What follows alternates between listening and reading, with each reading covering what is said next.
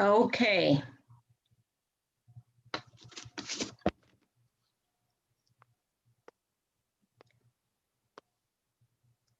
For our devotions today, we are going to take a look at the Medical Missionary Manual.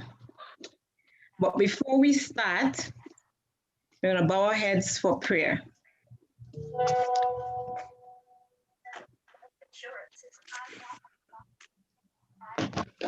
We turn off all the devices so that nothing disturbs us. Oh, kind of Heavenly Father, we thank you so much for your love and your mercy and your grace towards us. We thank you for this opportunity to come as a class, to learn more about our bodies, and to follow your instructions. Spiritual food, physical food. At this time, may we receive a blessing and that we may learn something that would help to advance our health in both aspects. This is my prayer in Jesus' name. Amen.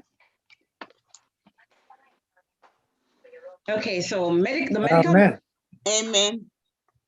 The Medical Missionary Manual. This is the book right here that I'm going to be reading from. And today, the area talks about the use of water. But before I go into that, I have this big, gigantic bottle of water right here. And I'm going to tell you, if you are a person who struggles to drink water because you don't think water tastes good or you think it has you running to the bathroom too often, I'm going to give you a health tip. Take your spring water, mineral water, whichever water that you use, put it in a glass bottle and put it outside in the sun for 5 to 8 hours. Okay, if you do not have the opportunity to put it outside in the sun, put it by a windowsill. Leave it where the sun will hit it for 5 to 8 hours and then drink it. You have to drink it within 24 hours of doing that. This will help to for the body to absorb the water better. You may find that you're peeing less when you drink the water. It doesn't go straight to you and come out. It's called sunbathing the water or solarizing the water. It's actually giving the water energy. If you have a bottle of water that has been in a dark place in your house for a while, sometimes it actually gets a funny taste. If you put that bottle of water in the sun, you will taste a difference and you will feel a difference. So that's your health tip for today. It says here that water can be used in the recovery of the sick, page 255. The disciples were to have the same power which Jesus had to heal all manner of sickness and all manner of diseases among the people. By healing in the name of the diseases of the body, they would testify of the power for the healing of the soul. And this is Matthew 4:23. Matthew 4:2 and 3, sorry. Thus, Christ gave his disciples their commission. He made full provision for the persecution of the work and took upon himself the responsibility for its success. So long as they obeyed his word and worked in the connection with him, they could not fail. Go to all nations and bathe them. Go to the farthest part of the habitable globe, but know that my presence will be there. Labor in faith and confidence, for the time will never come when I will forsake you. The Savior's commission to the disciples included all the believers. It includes all believers in Christ to the end of time, which means it includes all of us on the platform, regardless of your background. He is just and willing to heal the sick now as when he was personally on earth. Christ's servants are his representatives. The channels for his working, he desires through them to exercise the healing power. Sometimes doing something as simple as drinking enough water can heal you. Okay? If you have high blood pressure. I've seen a doctor use water to help reverse blood pressure. If your body is too dehydrated, it can cause a lot of illnesses. It can cause your sugar, your blood sugar, to rise. It can cause other ailments in your body to rise as well. So you have to take in enough water. Now, before, when Ellen G. White put in, it said about 6 to 8 glasses of water. And I wondered why 6 to 8 glasses of water. But then it came to me, back then, people were about the same size. It didn't have so much overweight people. So therefore, giving an average of 6 to 8 kind of covered the masses. Now, 6 to 8 does not cover the masses. You have people who are 150 pounds, 150 to 160 will take in the 6 to 8. But you have people who are 300 pounds, 400 pounds. It's no way that you can drink that 6 to 8 glasses of water and it helps to flush your body the same way it would for 150 pounds. Okay, so know that the bigger you are, the heavier you are, the more water you need to cleanse your tissues. Your body is made up of 70 to 80% of water, depending on your age, and therefore you need to take in half of your body's weight in ounces of water as a recipe in order to complete all the functions of the body. Your colon, for example, loves water and is not going to do its job unless you give it enough water. The colon will take water from the kidneys, it will take water from the liver, it will take water from wherever it needs to in order to function. And you don't want to do that. You want to give the colon its own water. You want the kidneys to have enough water. You want the brain definitely to have enough water so it's not dehydrated. So that's another tip about water for today. He went his way, therefore, and washed. In the Savior's manner of healing, there were lessons for his disciples. On one occasion, he anointed the eyes of a blind man with clay.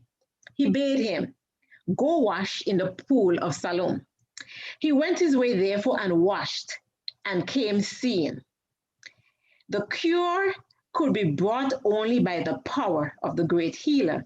Yet Christ made use of simple agencies of nature.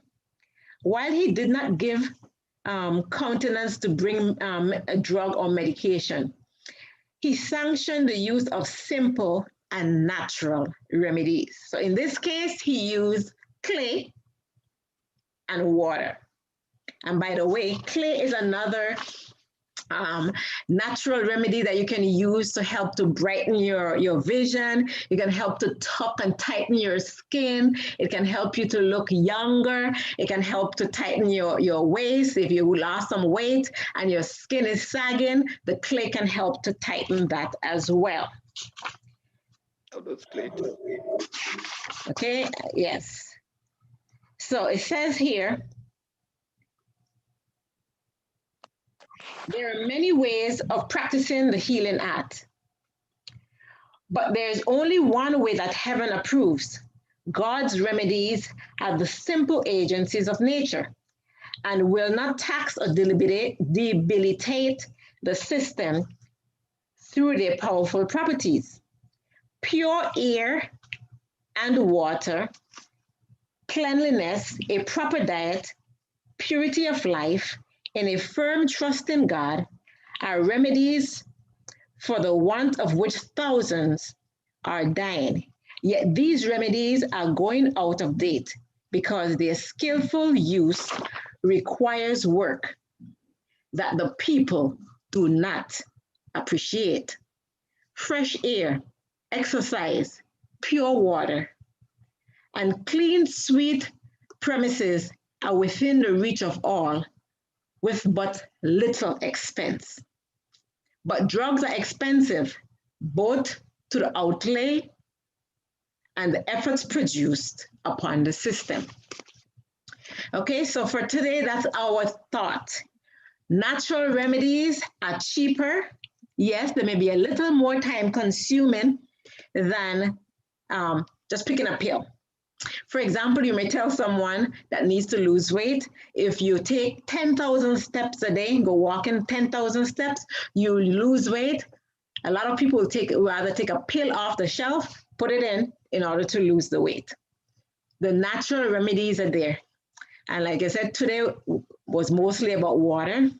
You have a headache, you can put your feet in a basin with warm water and tie a cool cloth around your forehead. Keep it cold, keep it cool. Okay, when the cloth warms up, dip it in cold water and put it back on your head. And within seconds to minutes, you may feel the relief of the headache. Okay, so know that there are lots of remedies. One question came in, how does the clay help with eyesight? You can actually put the clay in little tea bags. They have tea bags that they sell that are empty that you can put tea into. Well, you put your clay in there. And if you don't have those empty tea bags, take a piece of napkin or a piece of cloth. Put some clay that's already mixed with water in there. Put it over your eye. And you can even use a cloth or something to hold the clay in place. Lie back for 20 seconds, meditate and think about happy things. And in 20 minutes, you take it off, throw away the clay and clean over your eye, and you will see a difference. Keep doing that and you will see a difference in reference to the brightness and the less stress and tension that your eyes feel.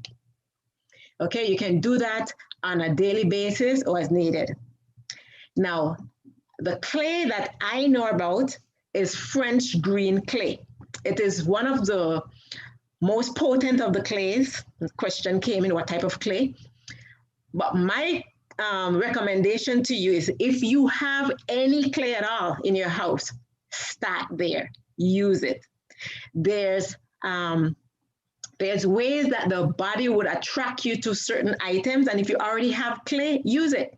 Don't go out and buy something else if you already have French clay, Aztec clay, brown clay, red clay, gray clay, white clay. There's so many different clays. So whatever clay you have, mix it, bentonite clay, you mix it and put it on your eyes. But the one that I'm experienced mostly with is the French green clay.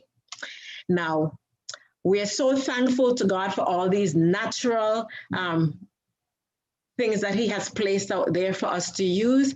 And as we continue with our devotions from time to time, I will throw in little health nuggets for you. So make sure you come on the platform early, because when it's my turn, I would like to start on time. So we want to start on time. Class begins at 12. So we're so thankful to God for all the little remedies and all the little things that we can do. Remember, water is lovely. Put it in the sunlight. Let it get energized. Let it get solarized. Let it get bathing with the sunlight. 5 to 8 hours. That's your tip for today. It's one of your tips for today. And try drinking it and see the difference. God loves us and he's given us all these things that we can use for our body. And we are very thankful to him. Bow your heads as we pray. Lord, we're so thankful to you for your love towards us. We know you love us because you've given us so many simple things that we can use. Help us not to be lazy or think that it's too much of a hassle to do them. Help us to have the motivation and the energy to share and to do, because you wish above all things that we may prosper and be in health. You want us to be healthy. And we thank you so much for providing the ways and means that we can do this inexpensively. Thank you again for your love and your mercy. Bless us all. This is my prayer in Jesus' name. Amen.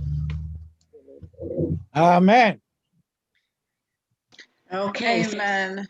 Amen. Thank you very much, Myrtle. That was a very lovely and informative devotion.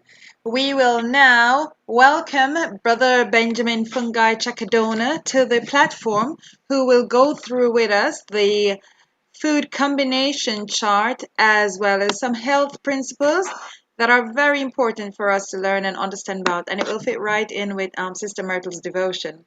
So welcome, Brother Benjamin. Let us pin you to the platform. Oh, well, you will be sharing your PowerPoint. Let us know if you're able to share your screen with us.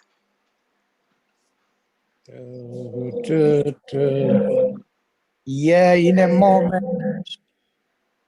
All right. Share the screen. So, Brother Benjamin, for those who don't know, is an old medical missionary in the field for many years, has reversed his own disease and prevented many and helped many others to reverse theirs. He's very experienced and a man of God. Thank you very much. First of all, I want to just thank God for these opportunities we get so that we can share information and help each other and help each other to grow spiritually and physically and mentally. Like Jesus Christ, we need to attain a higher standard and be ready for his coming. Before I present on food combination, I want to add a little hints on what Sister Brother presented. Benjamin, sorry, Yes, because your screen is looking very tiny. Do you mind if I share the chart for you so it's bigger? And I think you do that because I don't know why it's looking small. okay, yeah, it's just looking like that of a mobile screen. Just bear with me a moment and I will share it. Okay, good. Thank you. Now, water, as mentioned by Sister, is a wonderful thing and does many wonders. We have used it to do a lot of hydrotherapy and with much success, treating people with stroke and they recover and start to walk again. So water is so valuable. But in terms of drinking, as Sister mentioned, you prepare your water, but sip it slowly an hour after food. An hour after food, you sip it slowly. And every now and then, sip, sip, sip, sip.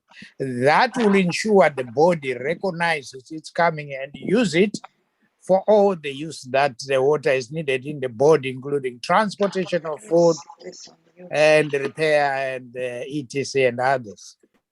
Then a little bit on clay. We in Uganda, we had a lady who had a skin rash, totally different from asthma.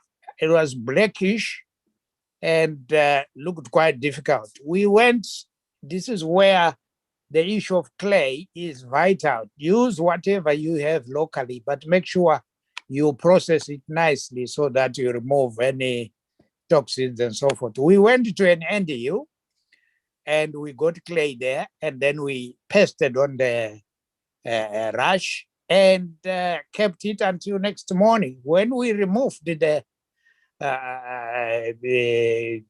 bandages, we were amazed. The rash had gone. It was very, very amazing. And there are many other testimonies on clay, which I might spend too much time trying to tell you, but those remedies are simple, straightforward, and they work wonders. Whereas many of us, sometimes we look for something extraordinary. And sometimes there are so many inventions that some herbal missionaries have invented a mixture of things like vinegar and other liquids that are used to extract sometimes oils and so forth. If you keep it simple, it will be wonderful. It will make a meaningful change to people's lives. Right, food combination. Food combination is one of the most vital of all the things that help to make healing take place and also make health better. And knowing food combination is very, very vital because it helps you avoid acidity and reactions of other foods. Now, there are about 9 food groups, and these food groups you need to understand how each one of them is important and helps in making combination much better. So when you know what foods to combine, then you know exactly what helps. Now, food group number 1 is acid fruits. Acid fruits including grapefruit, lemon, lime, orange, tangerines, etc.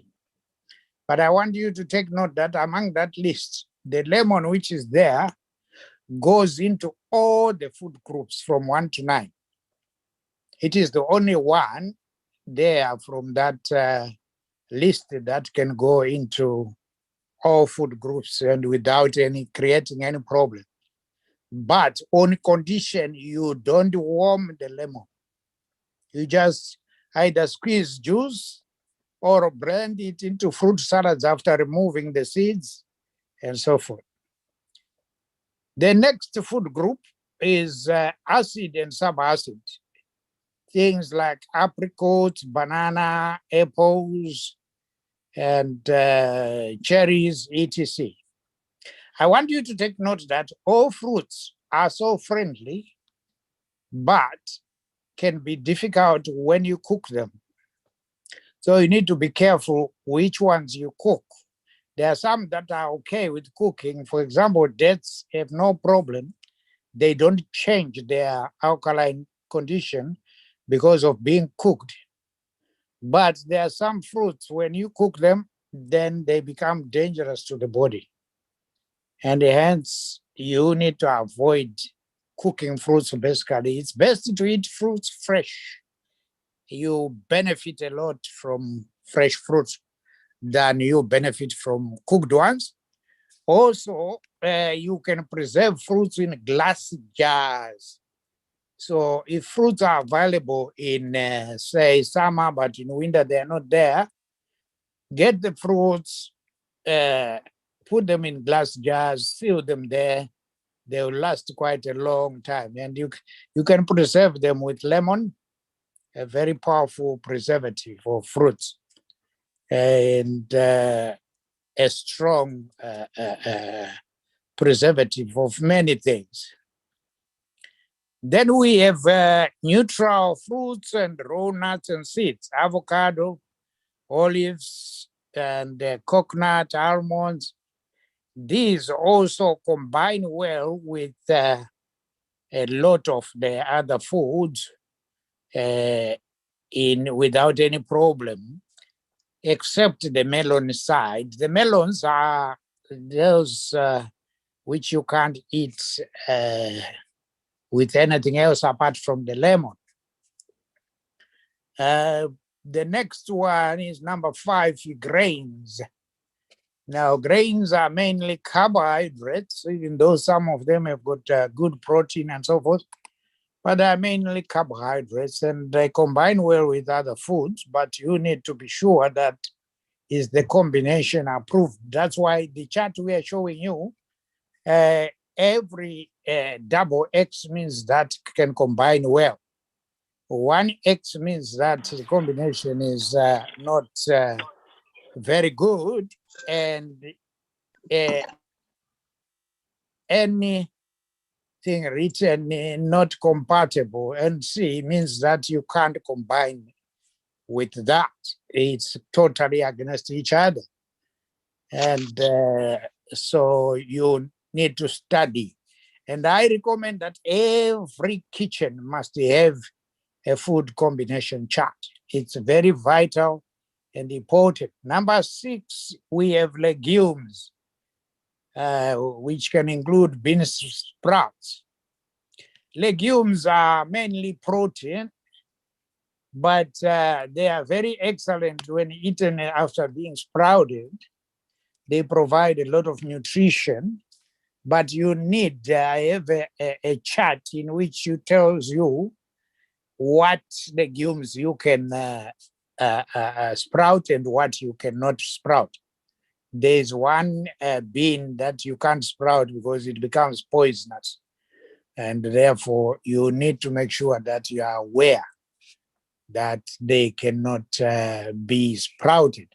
So you sprout those that can be, and you don't sprout those that can't be. Number 7, melons. Melons are eaten alone. We have watermelon, cantaloupe melon, etc. All of them can combine with each other, but not with any other foods. So you must make sure you don't make that combination. Eat the melons as a meal. In fact, melons are very powerful for those who want to lose weight. You can go on either 3-day watermelon meal. In other words, breakfast watermelon, lunch watermelon, supper watermelon. And if you do that for 3 days, you'll be amazed how much you lose. So you can help many others with that, so that if they want to lose weight, watermelons are excellent. They are second to the lemon. The lemon is also powerful in weight loss, but only when you use fresh juice. If you use fresh juice, squeeze it every morning. You can start with 2 lemons, 4, 6, 8, until you reach 20. Then you come down, subtracting 2. And by the time you finish, you'll be amazed how much you will have lost. Then we have vegetables, succulent, including tomatoes. Please, there's a debate that new scientists are trying to fool people to tell them that a tomato is a fruit. Do not listen to that debate, because that's just a waste of time. A tomato is a vegetable. Oh. But there are certain tomatoes that are very acidic when cooked. We only recommend the gem tomato for cooking and the plum tomato. Those two are excellent. They don't change their pH. But the rest of the tomatoes are for eating in salads, and they change pH if you cook them. So must take note of that. If you suffer acid stomach, these are one of the things you may need to eliminate cooking tomatoes. And next is number 9, vegetables, leafy vegetables and root vegetables. These include a lot of things like broccoli, cauliflower, etc. They are very powerful. When eaten raw, these provide a very powerful nutrition to the body and help to make a lot of nutritional benefits to the body. The body will actually wonder why you haven't been doing it for many ages. And the body will actually respond by telling you that this is marvelous. And the changes, you actually feel them when you eat too much vegetable.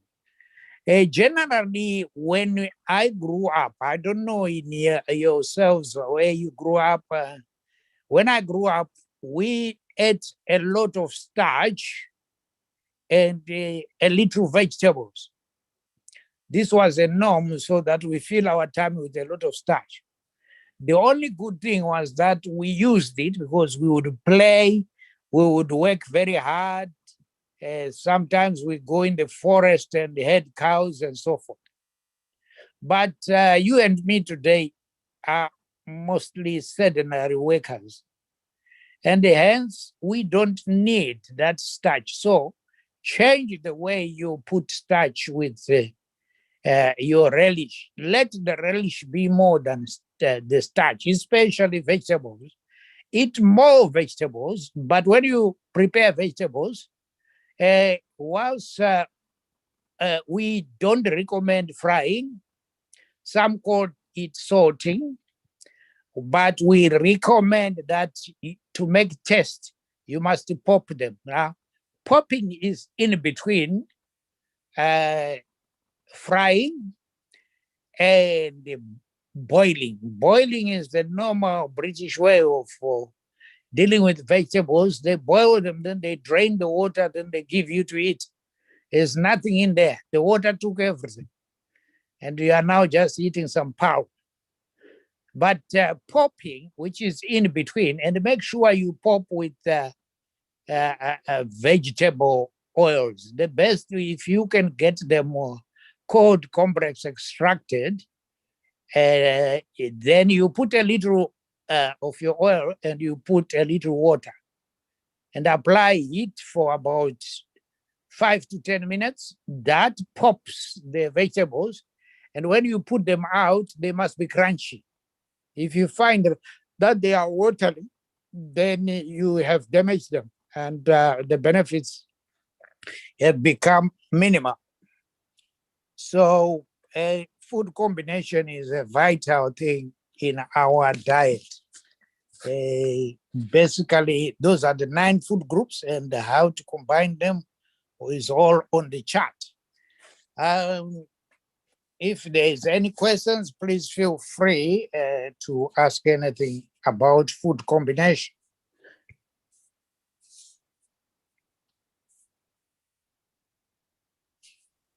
Excuse me. How can we get a food chart for food combination?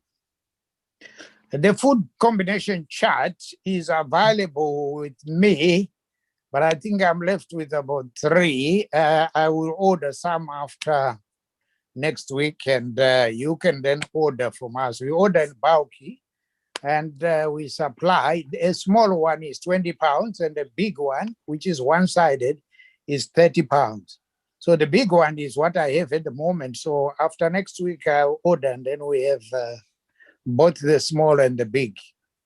The smaller one has got printed on both sides. One side describes the issue of the tomato, and the other things that some new scientists are saying they are fruits when they are vegetables. Can I ask a question? Sure. What about juices? When I make juices on a juicer machine, and sometimes I mix some apples together with carrots and what it's called, this red Beetroot? root beetroot. Okay. Yes. Very powerful question. How about you ask a very powerful question. Let me explain a bit. The only apple that goes in many of these foods is the Granny Smith apple, as long as you don't cook it. But as well, the Granny Smith apple, when combined with carrots and beetroot in juicing, it is a powerful anti-cancer and a powerful migraine treatment. So I would that you use juices when you are treating people rather than for you as food.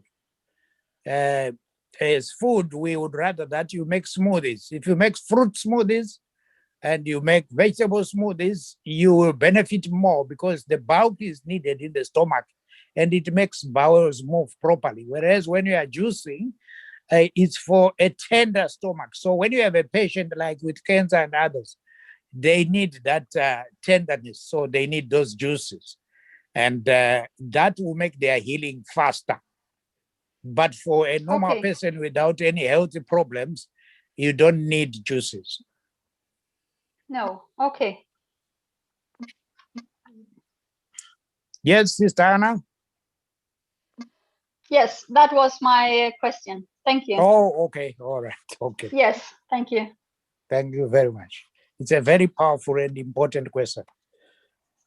Yes, in Denmark, it's very popular with juices now, and they, especially health people, say give it for kids because it's easy for them to get a lot of vegetables that way without the fiber, of course. It's very true, but I have given some children smoothies. All I do is I add a little lemon and honey, and they just go yummy and enjoy the smoothies. So It's how you approach the children and how you teach them. Because Yes, once they are used to exactly. juices, they may not like to eat smoothies and the vegetables. You create a Ah, difficult. yes. Mm. Okay. Yeah.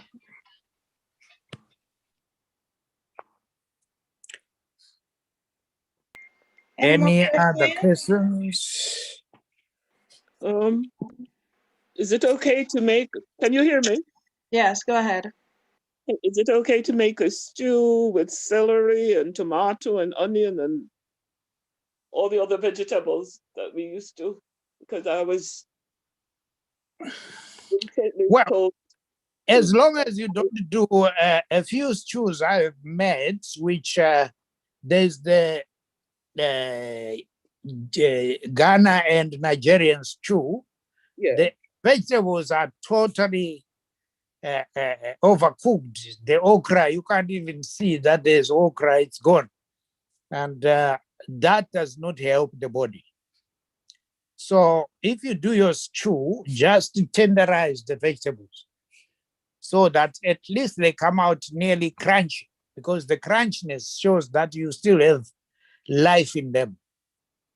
Whereas if they are now soup, unless you have blended it and they kept it for 10 minutes on the fire, then you still have your nutrition.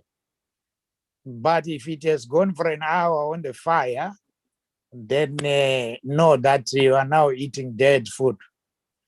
And Ellen White was told by God that a lot of invalids are caused by too much cooking, not the meat, not the milk and the eggs, but just too much cooking. There's one brother that was helped during Ellen White's time, and their problem was overcooking food. And once the wife was taught how to best prepare food, the husband regained his health very much quickly, and it was an amazing miracle. Okay, I've got a question. How can I get a food chart here in Zimbabwe? Where? Any particular place?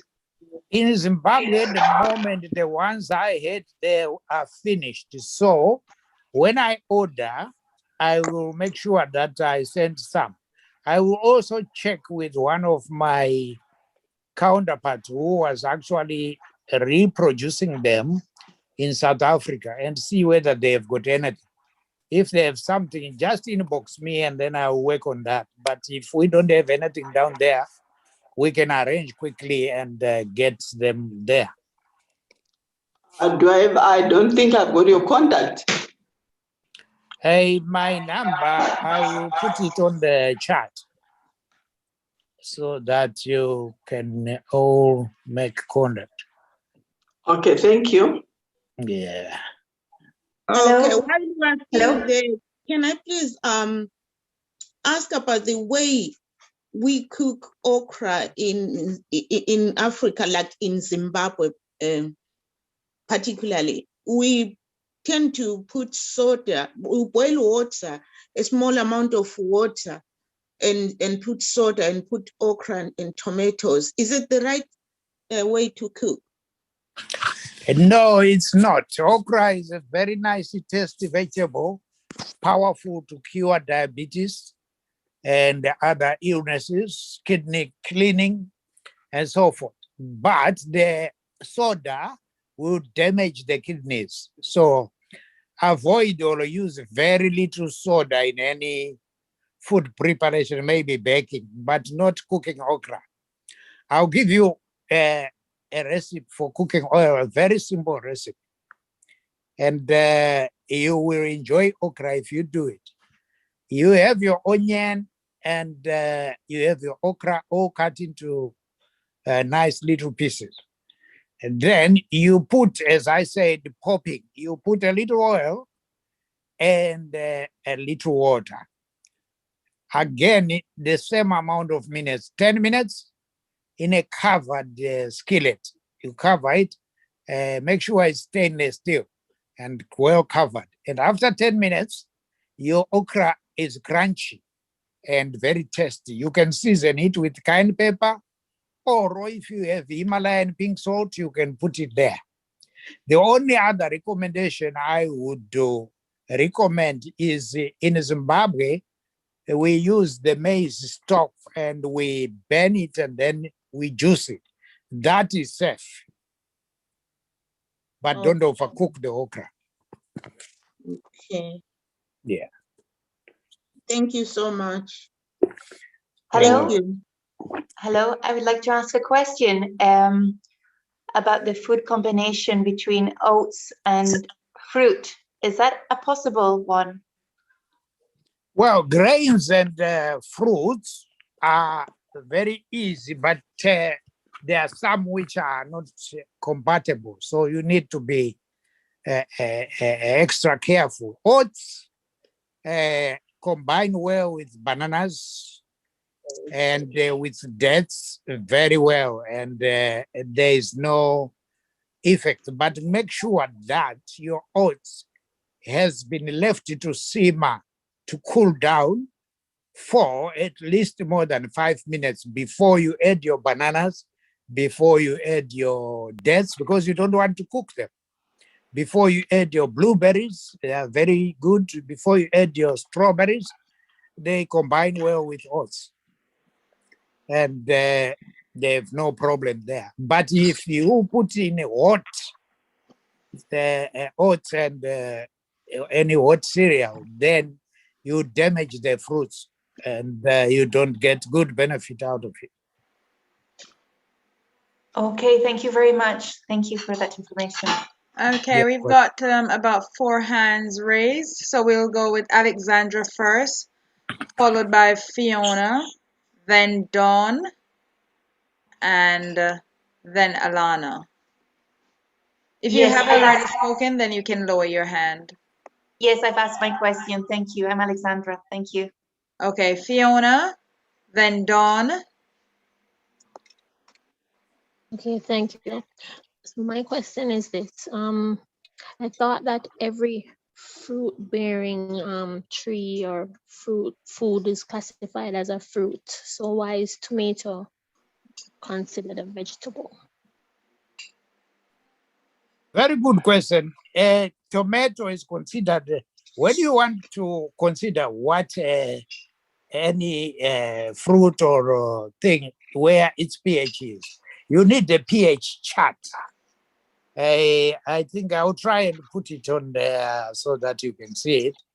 The pH chart determines where you find the tomato. So basically, as I mentioned, all tomatoes' pH is alkaline. And when you cook those that I mentioned that you do not cook, they change their pH. This is where the argument has come from. It has come from the fact that once they are cooked, they change pH. And so the new scientists, because of that, then they say it's a fruit because it is now acidic. But the problem is you have damaged it and you have created the acid yourself. So we need to make sure that we don't create problems for ourselves. And that is very vital. Thank you. Hello, good afternoon. My question is, can you clarify the use of lemons for weight loss and for detox? Because is there a limit to how much lemon we can have in a day? Well, if you saw my number there, you can inbox. I will send you what we call the lemon cure. The lemon cure, I have used it personally whilst I was in Zimbabwe when I was trained as a medical missionary. We used the lemon effectively and we had quite wonderful results. But we don't cook it, we just juice it. And if I have, say, a prostate problem person, I blend with the skin. Instead of just juicing, I actually blend with the skin, but without the seeds. And it has recovered a lot of people with problems of prostate, where urine is difficult to come out because the prostate is enlarging. but it also helps with prostate cancer as well. And especially when you use the skin. So during the detox of reducing weight, you are only using juices. You juice 2 lemons first day, next day 4 lemons, and you only drink the juice. Early in the morning, you eat your usual food as usual, but after you have taken the lemon juice. Okay. And then the rest will be wonders for you. All right. Thank you. Wonderful. Hi. I would like to have one of the chart, but I'm all the way in Canada. Would it be possible for me?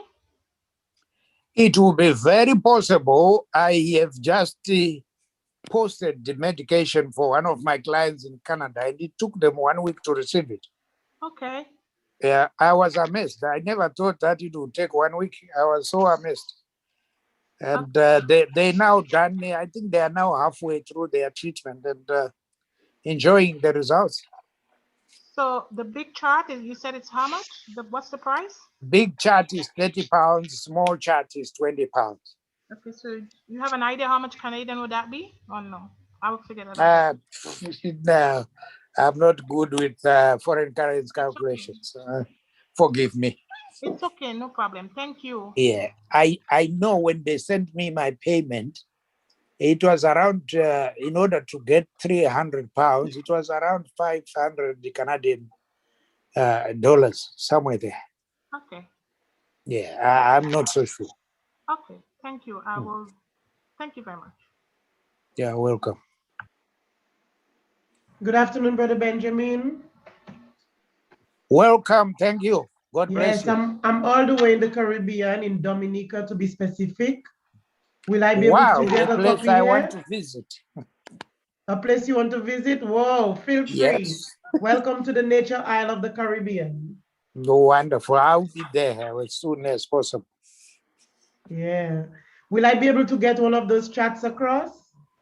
Yes, I have posted to one of your near islands there, and it arrives. Everything arrived without any problem. Okay. Yeah, I'm amazed. Thank you so much. So we can post. Yeah. All right. Okay. Alana, Florence, Valerie, Max. In terms of sourcing charts, you can always come through myself. So if that's a question that you're going to ask, please save that question. Ask questions about the lesson.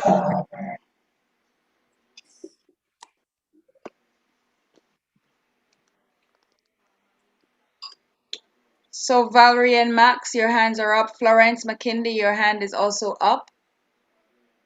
If you have questions on the lesson, please go ahead. Yes. Okay. Good evening, Brother Benjamin. I just want to know what's the situation with sun-dried tomatoes then? Is that considered cooking them if you sun-dry them? No, that's if they have been dried by the sun, that's preserving. And you just need to be careful what preservative has been used. Some of the people who preserve, they put wine in there instead of olive oil and lemon. So check the ingredients. The one with lemon and olive oil is excellent. Right. The one with wine, no, that you're getting a little bit tipsy. And is it, I mean, if you do your own in a dehydrator, that's fine, is it? That's excellent. You will enjoy it's one of my favorite food. When I have salad, I want the sun-dried tomatoes.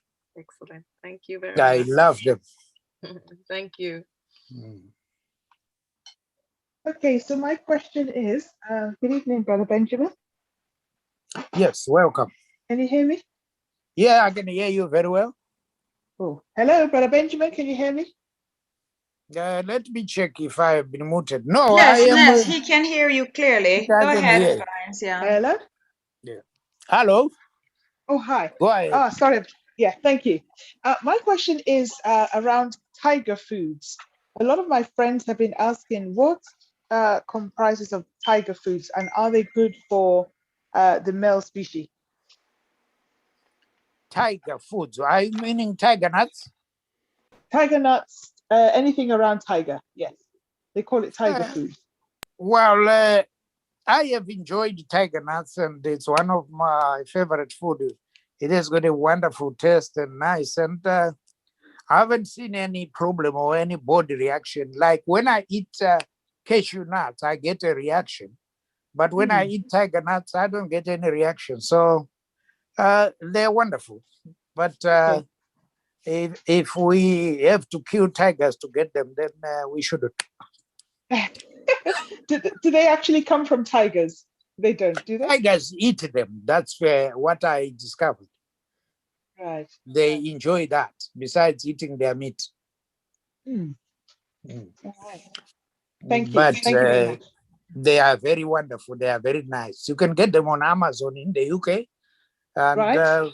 Yeah, and the prices are very wonderful. And yeah, I have some in my house right now. Right, right. So the reason why I asked, is it good for the male species? Someone says it helps with the male sexual activity. Is that true? I will need to research that one. Okay. Yeah, I cannot confirm that. The things I know are beneficial for males is the lemon with its skin, very powerful. Coconut, very powerful. Ginger, very powerful. Peanut, red skin peanut, very powerful. Yeah, and many other foods. I have a list of them on my treatment for people who are having low sperm count and so forth. And you can use my number and I'll send you, and you can help many others. I'm sure I would love to. No problem. Yeah. Thank you so much. Okay, welcome. All right, 2 more hands. Is it my turn? Good afternoon, Brother Benjamin. Good afternoon, welcome. Of the lemon, could you explain in terms of weight loss again, please? Right. Our weight loss management for the lemon is about, you eat your food normal as you eat every day.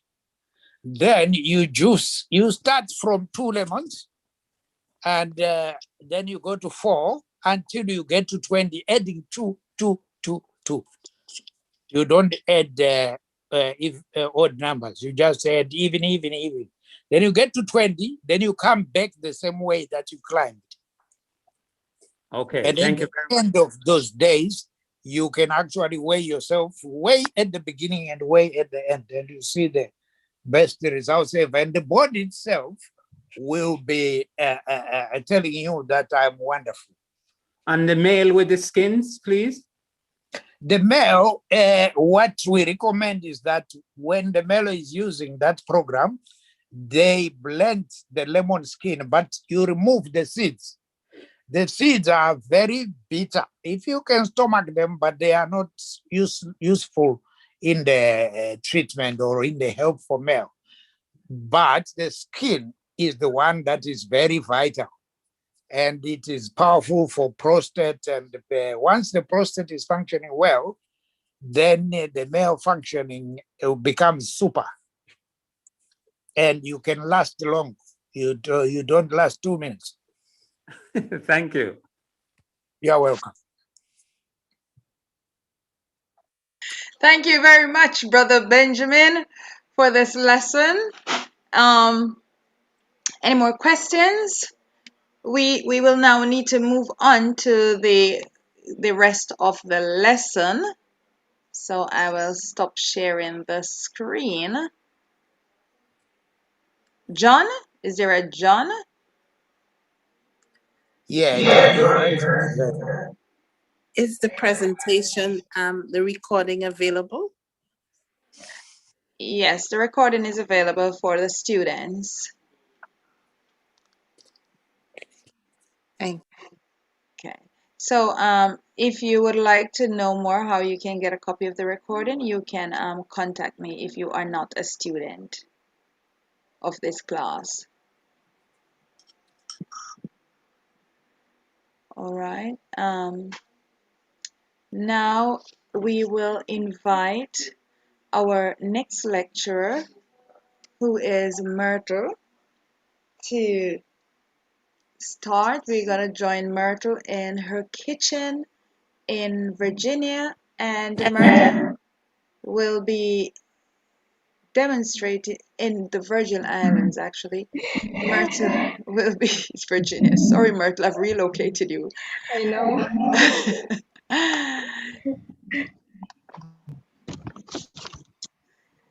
Okay. Well, Davina is not the only person who calls VI Virginia. But that's okay.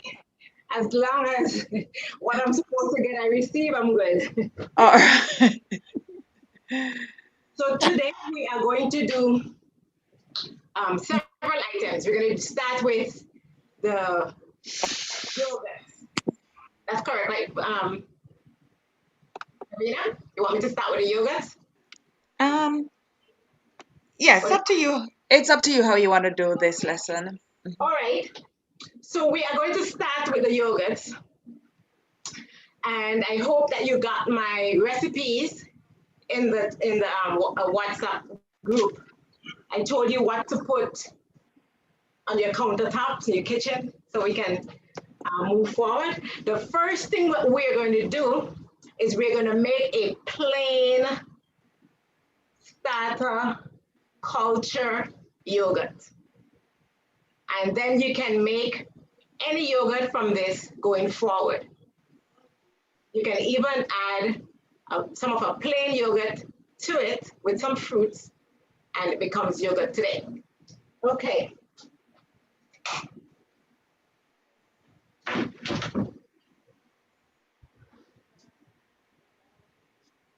So grab your blenders.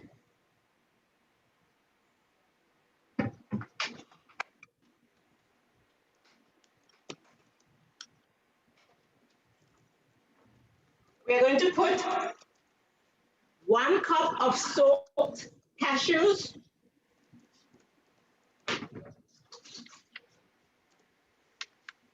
into the blender with 1 cup of water.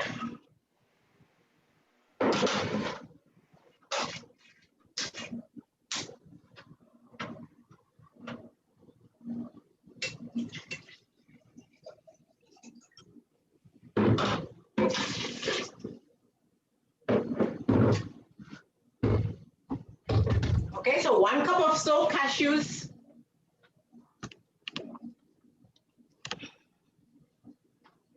1 cup of soaked cashews with 1 cup of water, and we are going to blend.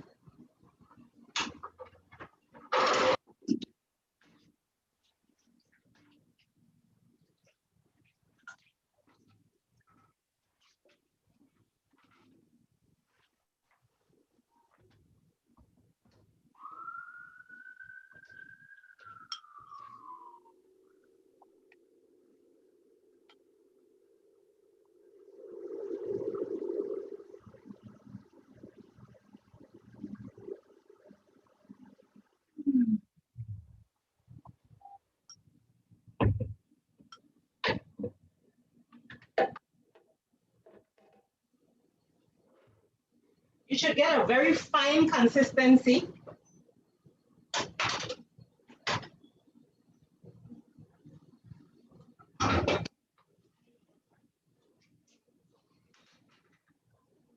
Now you're going to take the mixture that you just got and you're going to pour it on the stove in a pot.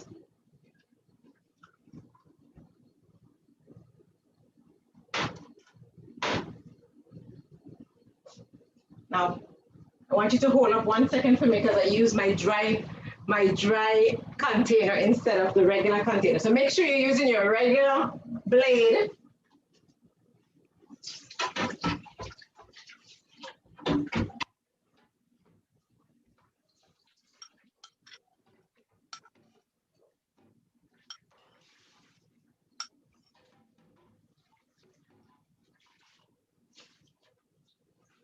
It makes a difference when you're blending which container you use, okay?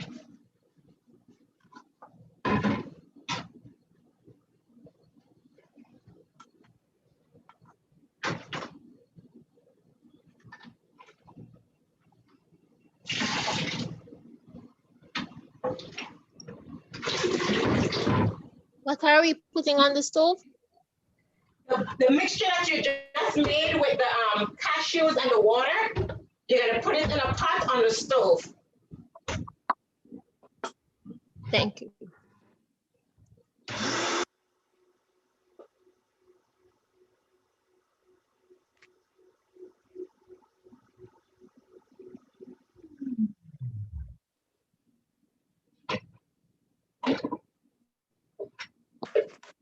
Okay, so now I got the consistency that I'm looking for. Then you can use a little bit of water to rinse out your container. So you get all of your cashews out.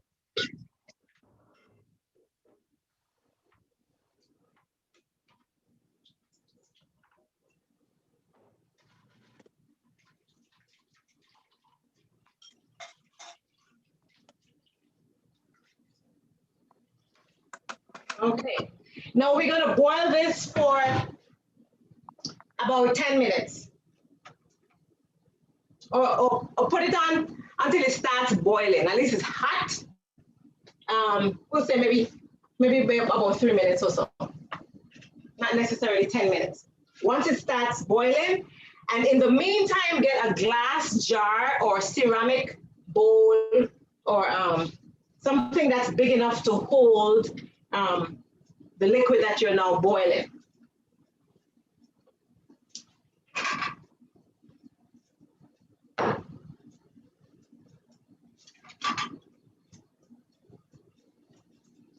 All right.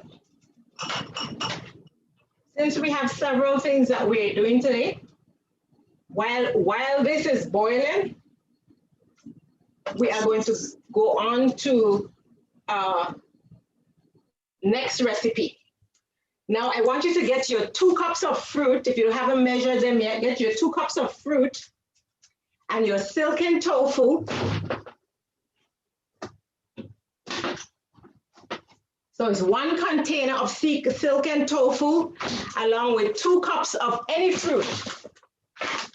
The recipe says frozen fruit, but if you have fruits that are not frozen, that's okay. It could be mango, it could be any flavor. Drain off the water off your silken tofu.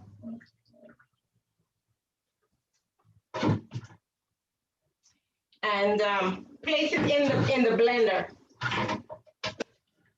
Now the blender the container that we just used had cashews, and we're gonna end up putting cashews in there as well. So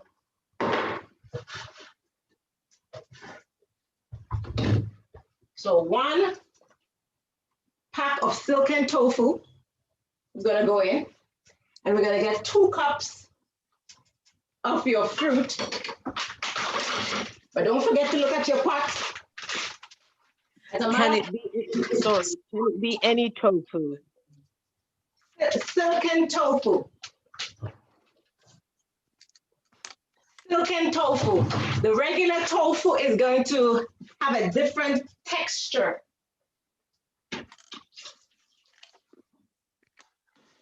You can give it a try if that's all you have, but the recommended tofu is silken tofu. Hi, Meta. Hi, Meta. I've blended my cashews. Can I put it in the stove now? Yes, the cashew and the water, 1 cup of cashew to 1 1/4 cups of water. In the stove now? Yes, put it on the stove. And once it starts boiling, you're going to take it off and put it in a glass or ceramic jar.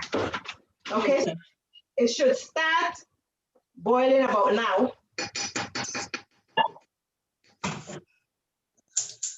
So go ahead and take it off.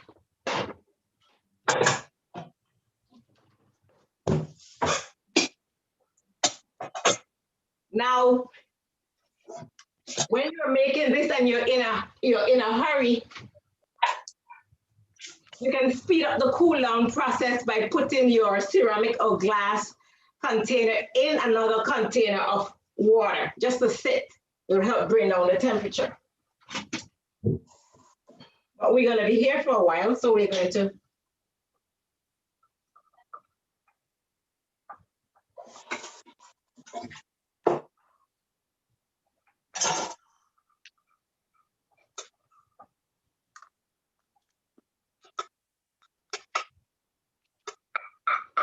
okay, so go ahead and remove it, put it in a bowl.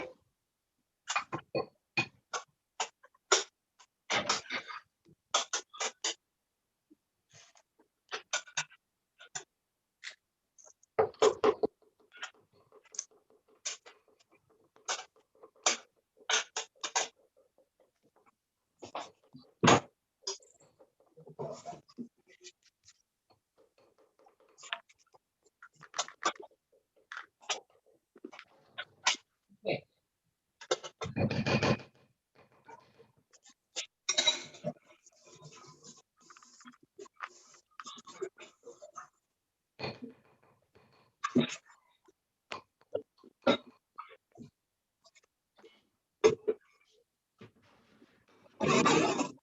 Myrtle, I have a question, please. Can jalapeno peppers be used as a substitute for the chili peppers? I have never tried those. The recipe that I saw always said chili peppers. Chili. Okay. Yes, and I thought about trying it once, but I didn't want to waste my cashews, so I just hunted until I found the chili pepper. Okay, so I won't do the recipe today because I only have jalapeno. Unless you want to experiment and tell me. Okay, so once this mixture is cooled, then we're going to add 3 large chili peppers or 10 small chili peppers to it. Know that if it's the red chili peppers, it's going to take up to 24 hours to set. But if you use the green ones, you save a couple hours. Maybe by 18 to 20 hours, it'll be ready. Okay? And the chili peppers come in different sizes. This is the large ones. I was trying to find the little ones this time, but this was the only ones that were in the store. Okay. So they come in different sizes and the shapes. Because look at the red ones, and these are also considered chili peppers as well. They all came in the same bag. So this needs you can get your chili peppers, wash them, and set them aside. You're gonna need them in a little bit.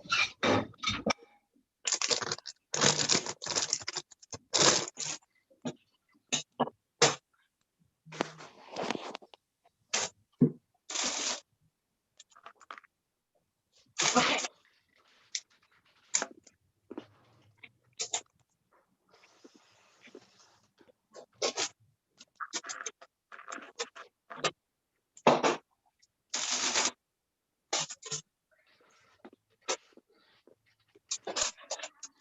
Our silken tofu is in, and now we're going to put in our 2 cups of fruit.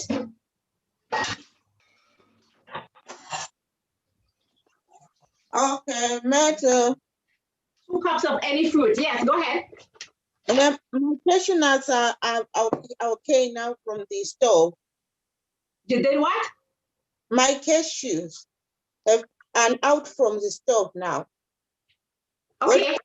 Put them in a bowl. Put it in a ceramic or glass bowl and just set it aside to cool. Take it from the pot, put it in a ceramic or glass container and set it aside. Put it aside. Did you get that? Yes, thank you. Okay.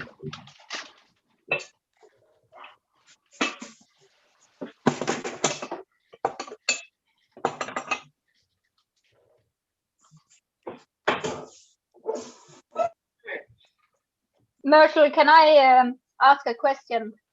Yes, go ahead. This chili peppers you're talking about, is this the strong one? Yes, chili peppers, hot peppers, chili peppers. Hot peppers, yes, okay. Not just hot peppers, the chili peppers. They're various peppers. There's habanero, there's whatever, different names, but we want the chili peppers. What we're looking for is the bacteria that's found underneath the stem of the chili peppers. I do not know if that's the same, the probiotic that's under the stem of the chili peppers. I do not know if that's the same that's underneath those other hot peppers. So you need chili peppers. Chili peppers, okay. I don't have chili peppers today.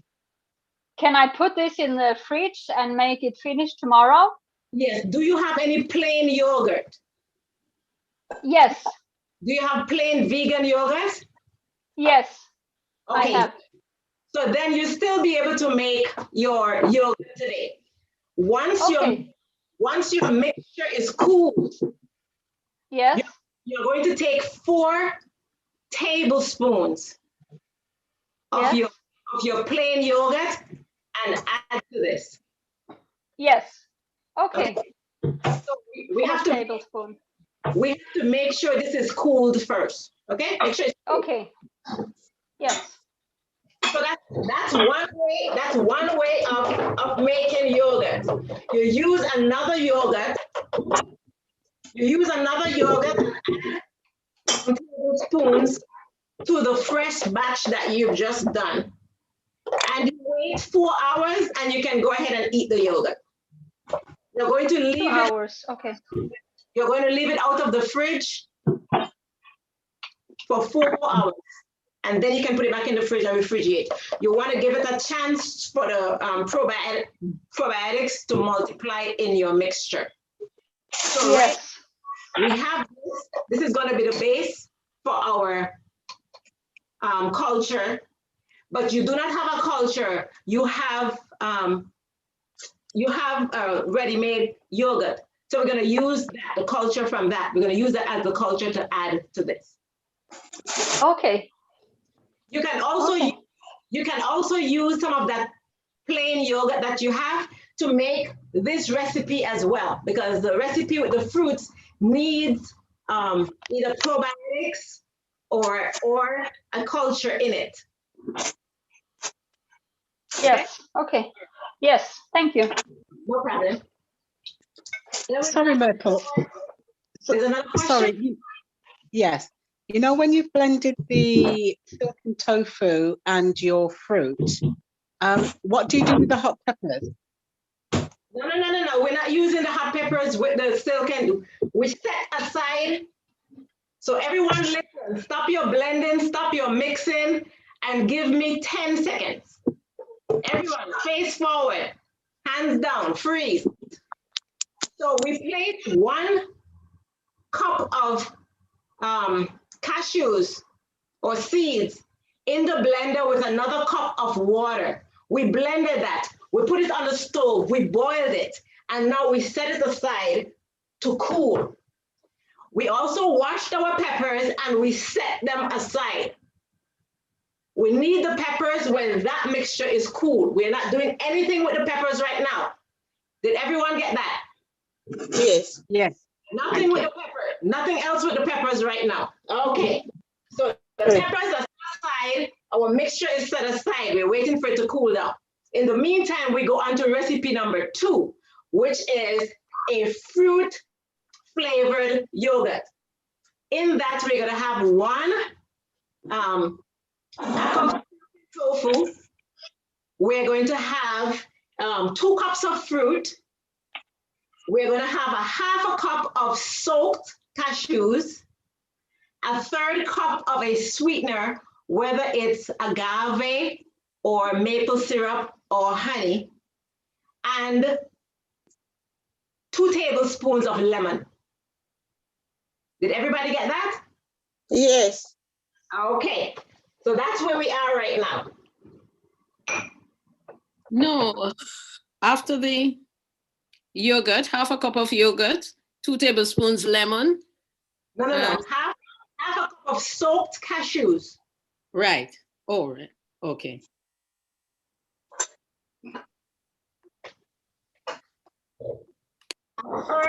A third cup of sweetener. Any sweetener. So what do we do with the fruits now? The cup of fruits. Miss Junior. Yes. I'm going to repeat for you. We're going to put 1 pack of silken tofu in the blender with 2 cups of fruit. Yeah. With 2 cups of fruit. Yes. And a half a cup of silken tofu. I'm sorry, half a cup of soaked cashew. Okay. I soaked chickpeas instead of coffee because I've used soaked cashews in another. Okay, then if you don't want to do this recipe, just hold up. Just watch us and I'll show you what to do with the chickpeas. Oh, okay. All right.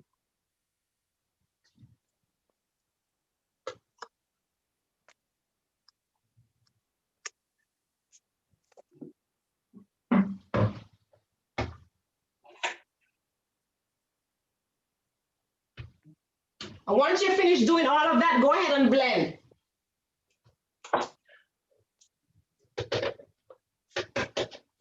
All right. Oh, yeah. I soaked them. I've got too many containers. I soaked them. I remember. I soaked 2. Yeah, I've got them.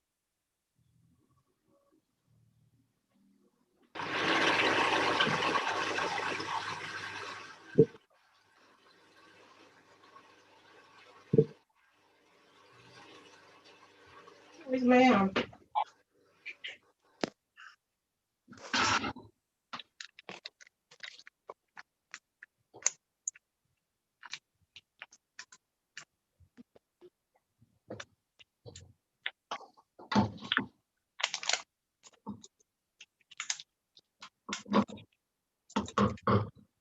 Now the 2 tablespoons of lemon juice may be equal to like half of a lemon, depending on the size of the lemon.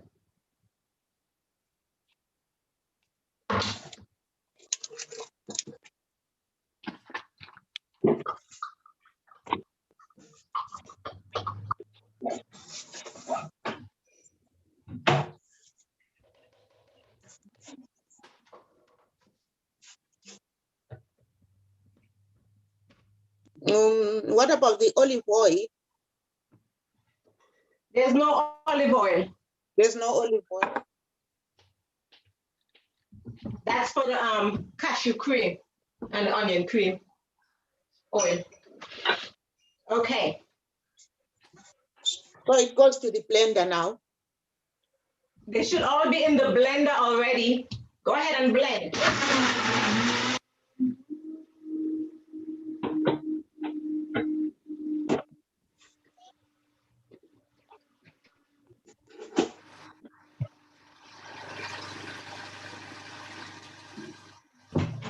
Meto, sorry to disturb you.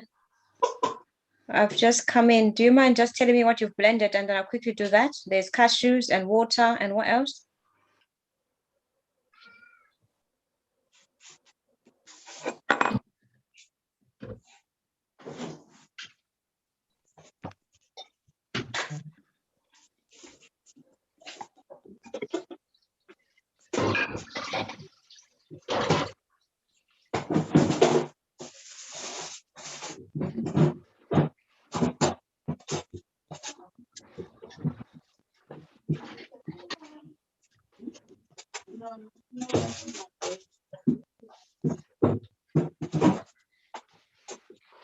Mato, can I ask a question, please? Go ahead. Sorry, I've just come in. I've got my ingredients ready. So you've just blended cashews and you mix them with 1 cup of water. And what else did you mix? That's it. 1 cup of cashews to 1 cup of water. You blend that, then put it on the pot to boil. You put it in a bowl, set aside to cool. Thank you very much. Now, for those of you who have your stuff blended in, I see a nice pretty color, fruit, and you're all done. That's good. Looks good.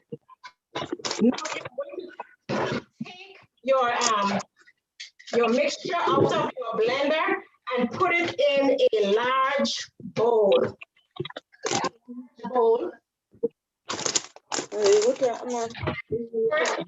And pour everything in there. Okay? Another bowl.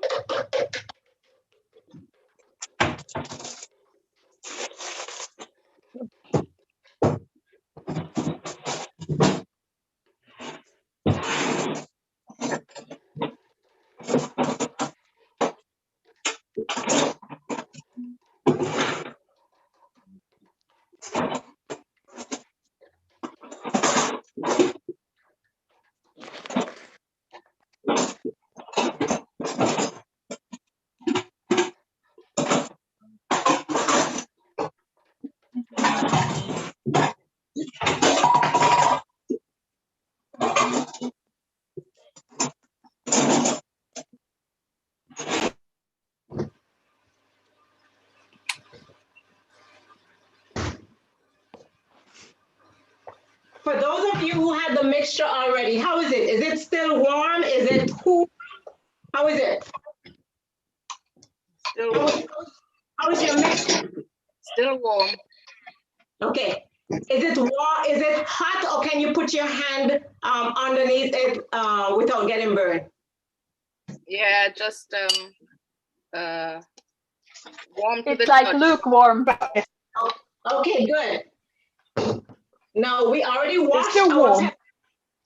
Okay, Yeah. so go ahead and place it down. Put it back on the counter. Now we're gonna take up our chili peppers, for those of you who have the chili peppers. Get your chili peppers and remove the top. Sometimes it's hard to come off. You just turn it around until the stem comes out. Are you seeing that? Are you seeing that? Yeah. Yes. Okay. So you're going to turn it this way in your mixture. And this is in the mixture of the plain cashew, the cashew with the water mixture.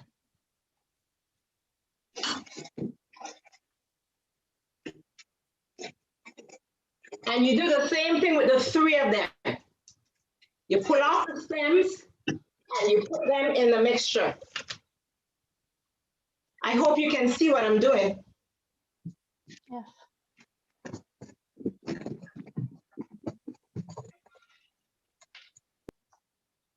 Okay.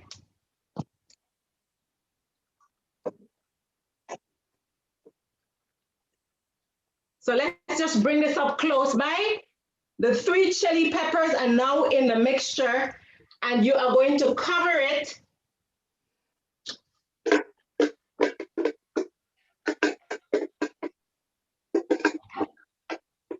You're going to cover it loosely. Do not clamp it shut.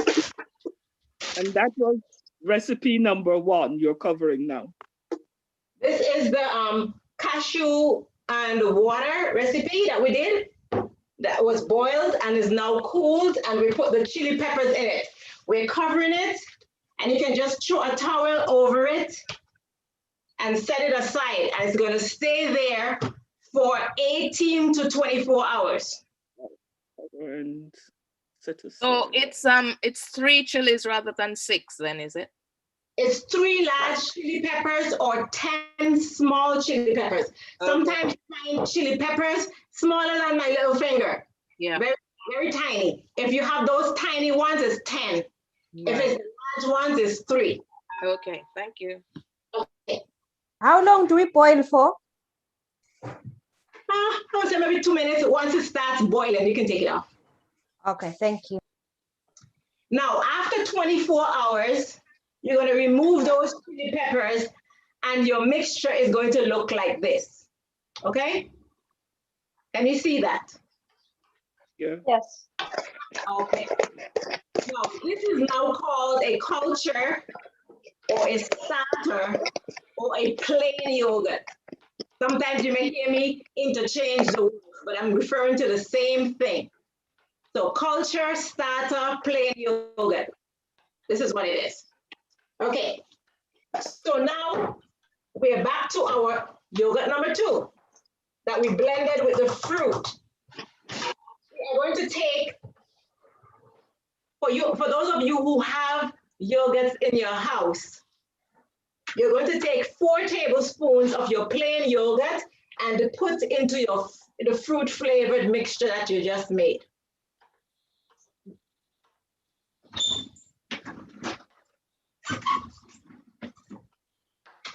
Okay, so 4 tablespoons. With that mixture, did you? I have been mixing this 4 tablespoons of yogurt in the blender. Is that okay? You can put it in the blender. That's correct. You okay. Can you can put it in the blender with the mix. Is that the frozen fruits we are using now? Excuse me? Sorry, I'm talking about the mixture of fruits. Which one is this one? Because I just come in now. So if you can just let me know that one. So for the fruit flavored yogurt, we have 1 pack of silken tofu. We have half a cup of soaked cashews, a 1/3 cup of a liquid sweetener, and 2 cups of fruit, any fruit. You blend everything together. You blend everything together. If you have plain yogurt, you can add your yogurt at that time. But I wanted you guys to see how you get from the cashew mixture to your plain yogurt. So that's why I didn't add it at the time I was making it. So now that we know this is what comes out of the cashew, now we're gonna add this because this has been cultured for the 24 hours, peppers removed. So now this is ready to be placed in your new batch of yogurt that you're making. Okay? You see how thick that is? Did you see that? Yes. Okay, so we're gonna put 4 heaping tablespoons.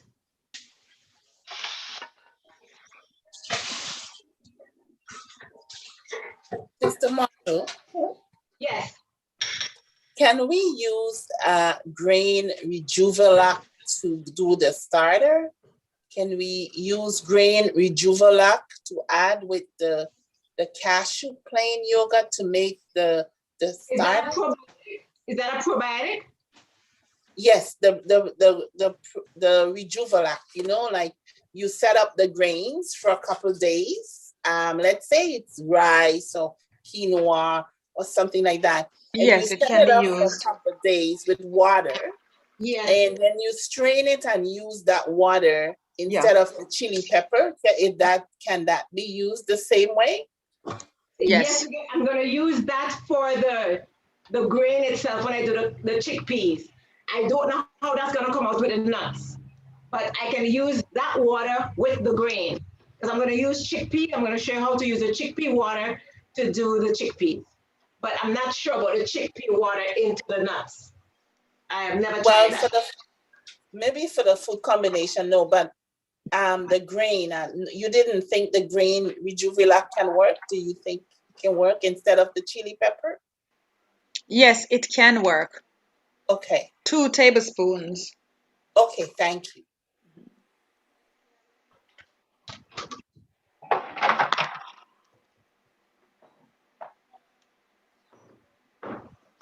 Okay, so we're gonna go ahead and mix in our yogurt into our fresh batch. Make sure you mix it properly. Now I'm gonna have to put some of this into another container because it's very full. And yogurt, if you do not know, you will find out later that you cannot fill a container with freshly made yogurt. It will overflow. Once the probiotic starts multiplying, it's going to overflow. I'm going to take some of that out.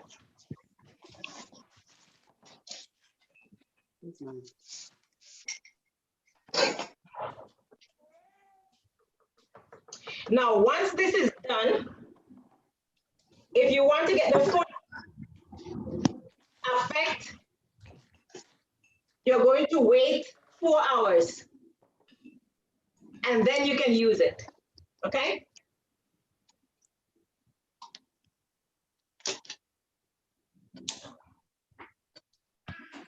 So you see here in my container, I'm not going to fill it. And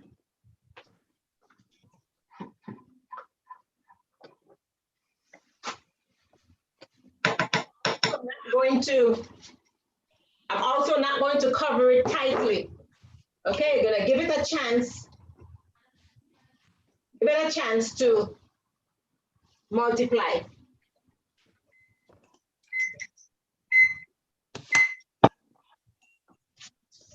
For those of you who have extra padding on your waistline or by the belly area, I'm going to give you a challenge. Try doing this. Try using this once a day for a month. You hear that? So you have extra padding around your waist and by your belly. Try taking 1 cup of yogurt per day for a month. And then post in the WhatsApp group and tell me the results you see. It's agave honey. What's that? Did someone ask a question? Eugenia, are you asking a question? No, it wasn't me. But I think they were asking if agave and honey and stuff, yeah. Yeah, any liquid sweetener, any liquid sweetener. Are you going to eat other foods with the 1 cup of yogurt? Your ordinary meal?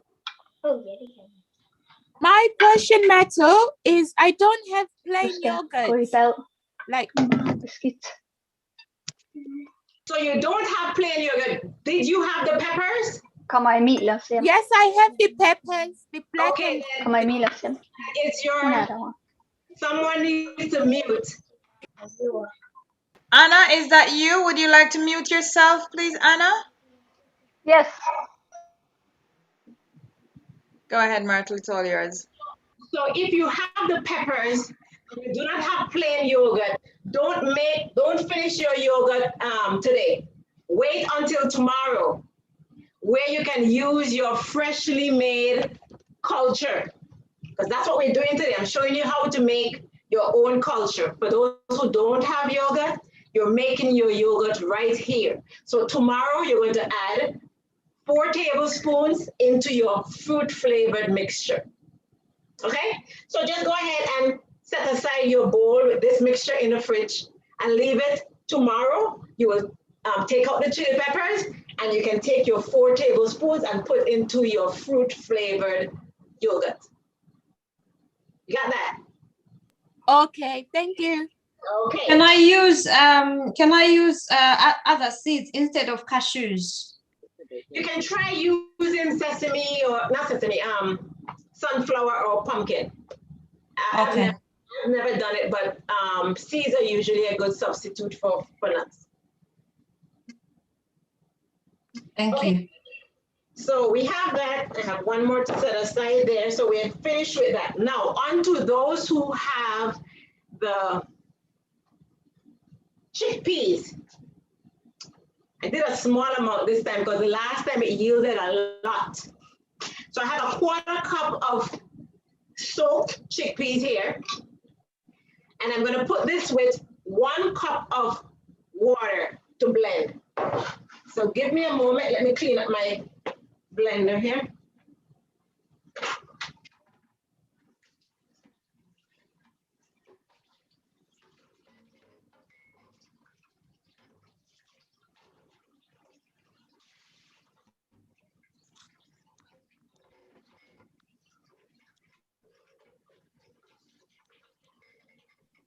Myrtle. Yes, I'm listening. Yes, I've prepared, I've blended tofu and frozen fruits. Shall I put my yogurt now? You have plain yogurt? Plain yogurt, yes. Yes, put your 4 tablespoons in. 4 tablespoons. 4.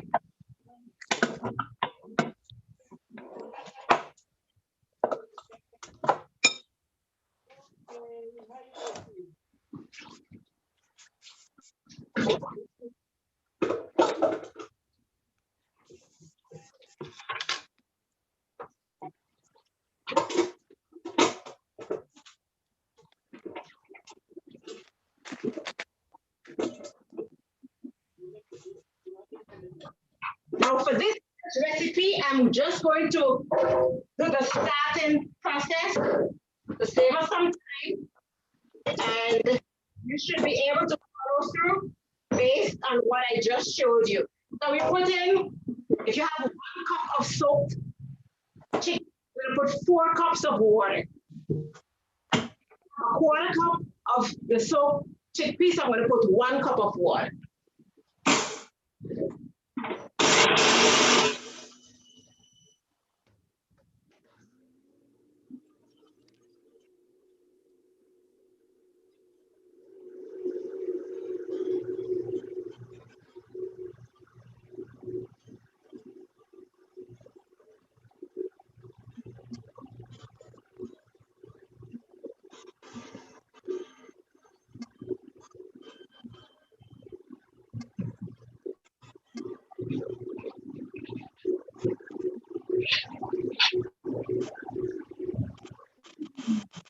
Excuse me, Myrtle.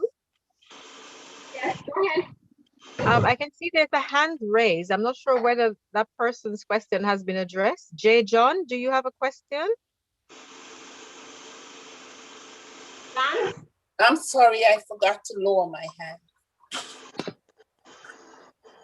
All right. So do we have our mixture blended?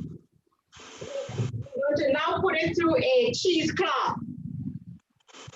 Make sure the cheesecloth is wrapped about 3 to 4 times.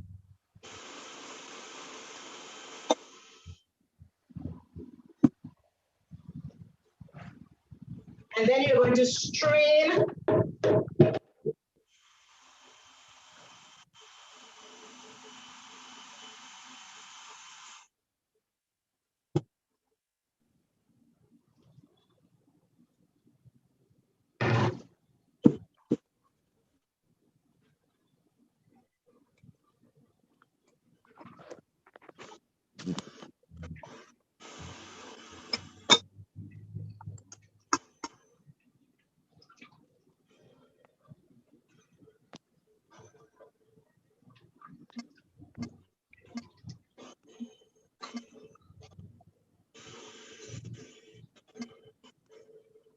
Okay, make sure you squeeze out all the water.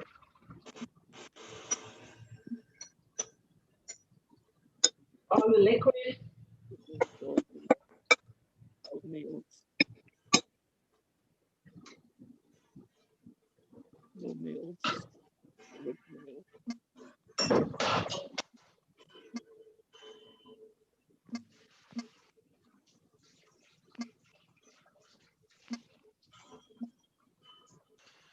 And now we're going to put that under fire to boil.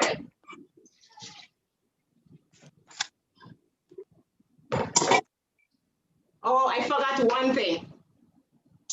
For those of you who soak the chickpea water that you poured off has in the culture that you would need for this recipe.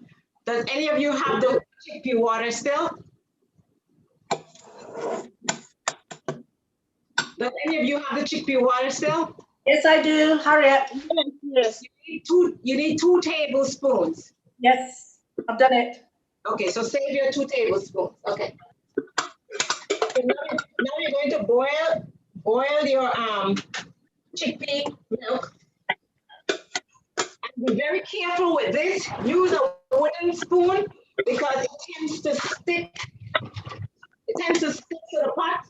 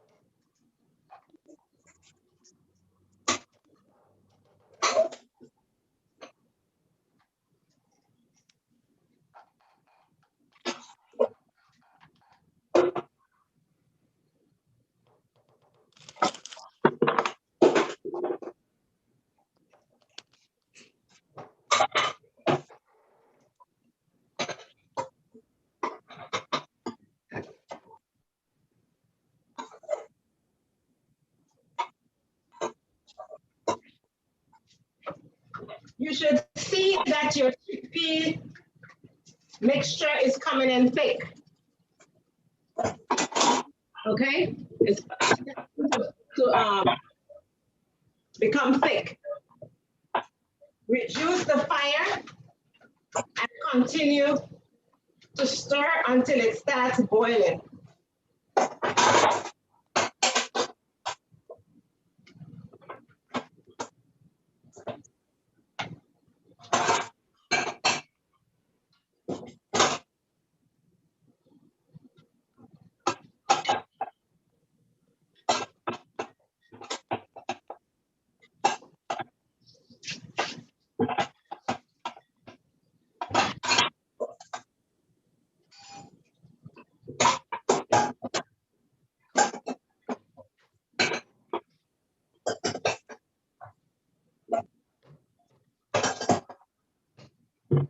Myrtle? Yes, go ahead. It's not you on the screen.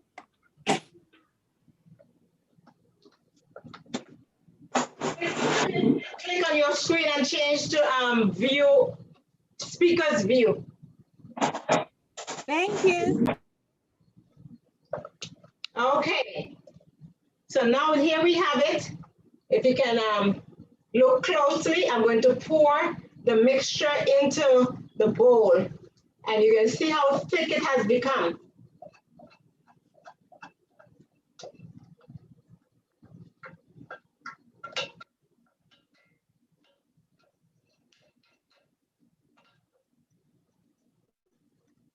Hi, Meadow.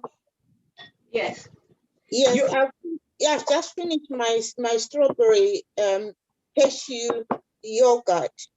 Okay, hold up a second. Now, for those of you who are on the same level with me, you're going to see that your chickpea mixture has come in very thick.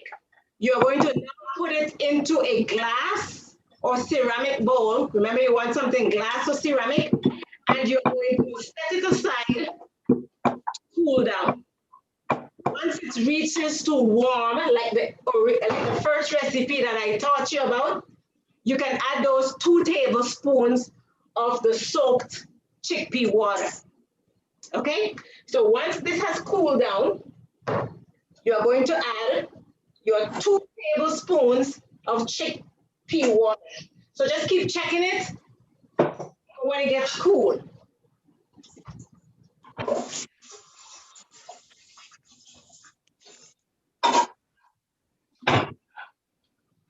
And this would be your third and final recipe for the yogurt. Now, someone had a question. Yes, I'm going to chickpeas now.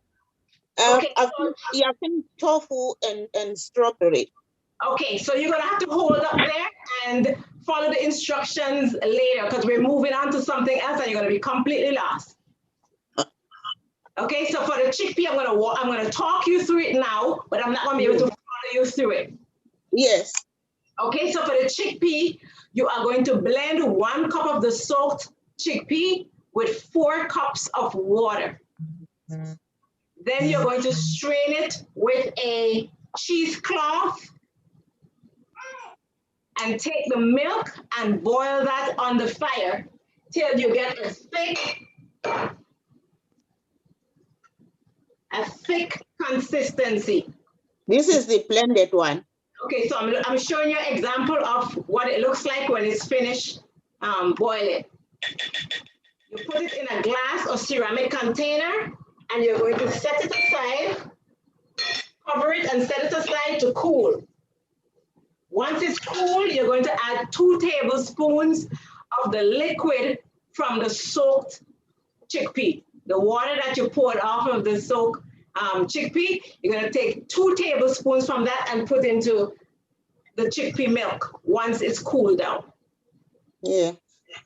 Okay, so now we're going to have our little surfaces and we are going to go on to our next recipe. Is there a question? No, yeah, I've got a question. If you say, can you use tin chickpeas for this as well? Or does it work better with tin chickpeas? Work well for this recipe, or is it better? No, it has to be soaked chickpeas. So you have to soak chickpeas, soak the chickpeas overnight. It says 8 to 12 hours.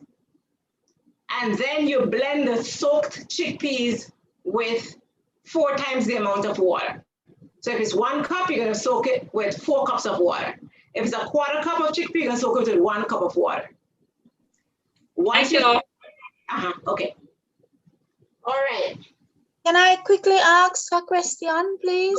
Go ahead. Can you just remind me, did you make 3 different types of yogurt? Yes, Can you just remind us what you did before, please? What you've done before, what have you done already, please? Okay, so I'm going to give you guys a little hint here for future. Whenever you see the recipes in the chat, grab a book and write them out. It's going to help you in the kitchen, okay? Because later on, you'll be able to go back through that as well, just in case you get lost. So we did 3 recipes today. We did one with a starter yogurt, just a plain yogurt with the cashews, 1 cup of cashew to 1 cup of water. We blended that, then we put it on the fire to boil and set it aside to cool. When it was cooled, we added the 3 chili peppers in it. So that was 1. Okay, that's a starter yogurt. That's a starter, the culture. You can actually use that as a yogurt when you're finished. Okay. It's gonna be bland. There's gonna be no taste. It's gonna be a little acidic, but no flavor. Okay? Myrtle. Just a question, just a second. Wait, hold on. But just before you go on, I did not add, because I didn't have chili peppers, I'm letting you know that I've used jalapenos. And I'll let you know how it turned out. Okay, good. See, Max. Okay, Max, let me know tomorrow how it comes out.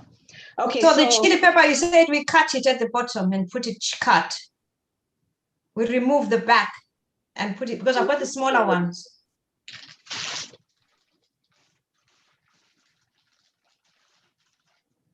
So I'm going to demonstrate here with a chili pepper. You want to remove the stem. You see this little part up top here? You want to detach this from the pepper. And then you're going to turn both parts that were separated into the mixture. So once you take this off, then you put both parts into the mixture. Yeah, I'm using the smaller ones. I'm going to use 10 smaller ones. So I'll do the same. Right. So you detach the 10 pieces and you will have the 20, the stem and the body of the pepper into the mixture. So you should have like 20 things sticking out of the water, out of the mixture. Okay, so we have 2 more minutes and then we go on to our next recipe for today, which is going to be the onion cream and onion cashew cream. Any more questions on the yogurts? Yes, please, Sister Myrtle. What were you straining? One second. There was someone I was speaking to and I got interrupted and I didn't finish my thought. Was that you, Jenny? Who was I speaking with? If you are speaking to Value Gem, I asked you, please, if you could just remind us what you did. There's Okay, three different types. So I gave you the first Start. one. Yes. The second one was with fruit flavored. So it was 2 cups of fruit, 1 pack of silken tofu with a 1/2 cup of soaked cashew, a 1/3 cup of a sweetener, whether it's honey, agave, or whatever liquid sweetener you have, and 2 tablespoons of lemon juice. To that, you will add your plain yogurt, whether it's the plain yogurt that you made or the plain yogurt that you bought. For those who don't have plain yogurt at home, you're going to wait until your culture sets tomorrow, which is 18 to 24 hours later. You're going to use that culture, 4 tablespoons, to add to the batch that we just made. So this yogurt is ready to eat if you had yogurt. No, you leave it for 4 hours so that the probiotics can multiply. You want to set it for at least 4 hours. So the one that you saw me made just now with the culture that I had before, that's going to be ready to eat in the next 3.5 hours because I did it about half an hour ago. So in the next 3.5 hours, then I can eat it, because I'll get more benefits out of it if I wait. If I eat it now, it's not going to kill me, but it's not going to have in as much probiotics in there as it would in the next 4 to 8 hours. Okay, so you want to wait if you're looking for probiotics to help you with your digestive system. So that was yogurt number 2. Yogurt number 3, we did with chickpeas. We had the chickpeas soak overnight, and we used 1 cup of soaked chickpeas to 4 cups of water. In my case, I did a 1/4 cup of chickpeas to 1 cup of water. So it's a 4-time ratio, 1 cup to 4 cups of water. You blend that in your blender and strain it with your cheesecloth. Then you take the milk from that, the liquid from that, and boil it on the stove. And we got a thick. We're going to do that one real. We got a thick consistency that looks like this. We set it aside so it can cool down. And to this, we're going to add, if you did the entire cup, you're going to add 2 tablespoons of the chickpea water that was drained off. You're going to add 2 tablespoons to this. And in 4 to 8 hours, this is ready. Okay, now when that's ready, it doesn't taste like much. So you are going to have to add fruit or granola or something to it. So just be warned, it's going to be bland. So you need to jazz it up. Matthew, hang on, please. When do we add water in the chickpeas? When do we cool. add? Once you finish boiling it and you set it aside to get cool, then you add the 2, not water. Junior, 1 second. When you said water, are you talking about the chickpea water or are you talking about water to blend it? Okay, it was water to blend because I didn't put water. I didn't know that I should put water. Okay, so you're going to blend it with 4 cups of water. Oh, okay. I blended with 1 cup of water. How much chickpeas did you blend? 1 cup. No. So for the chickpea, it's going to be 4 times the amount of water to chickpea. Okay. Okay, if you did a 1/4 cup, then you'll do 1 cup of water. All right. But if you did a full cup of chickpea soaked, you need 4 cups of water. All right. Okay, so that brings us to the end of our 3 yogurts. Just one question, please. One question. Okay. I'm looking at one last question and then we move on. Yeah, the outline that we got says Tuesday yogurt chickpeas. Is that what you've done today? Oh, I did that. Okay. Well, then you got the extra. You get an extra early. Okay. Okay. Right. Okay. So that's your 3 different yogurt. Okay. Okay. All right. In the chat.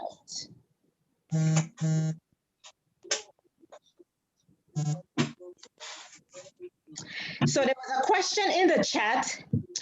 Weight loss will occur with 1 cup of yogurt each day, no meals or with meals.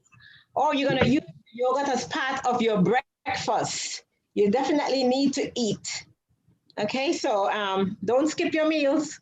You're gonna use your yogurt as part of your breakfast. Okay.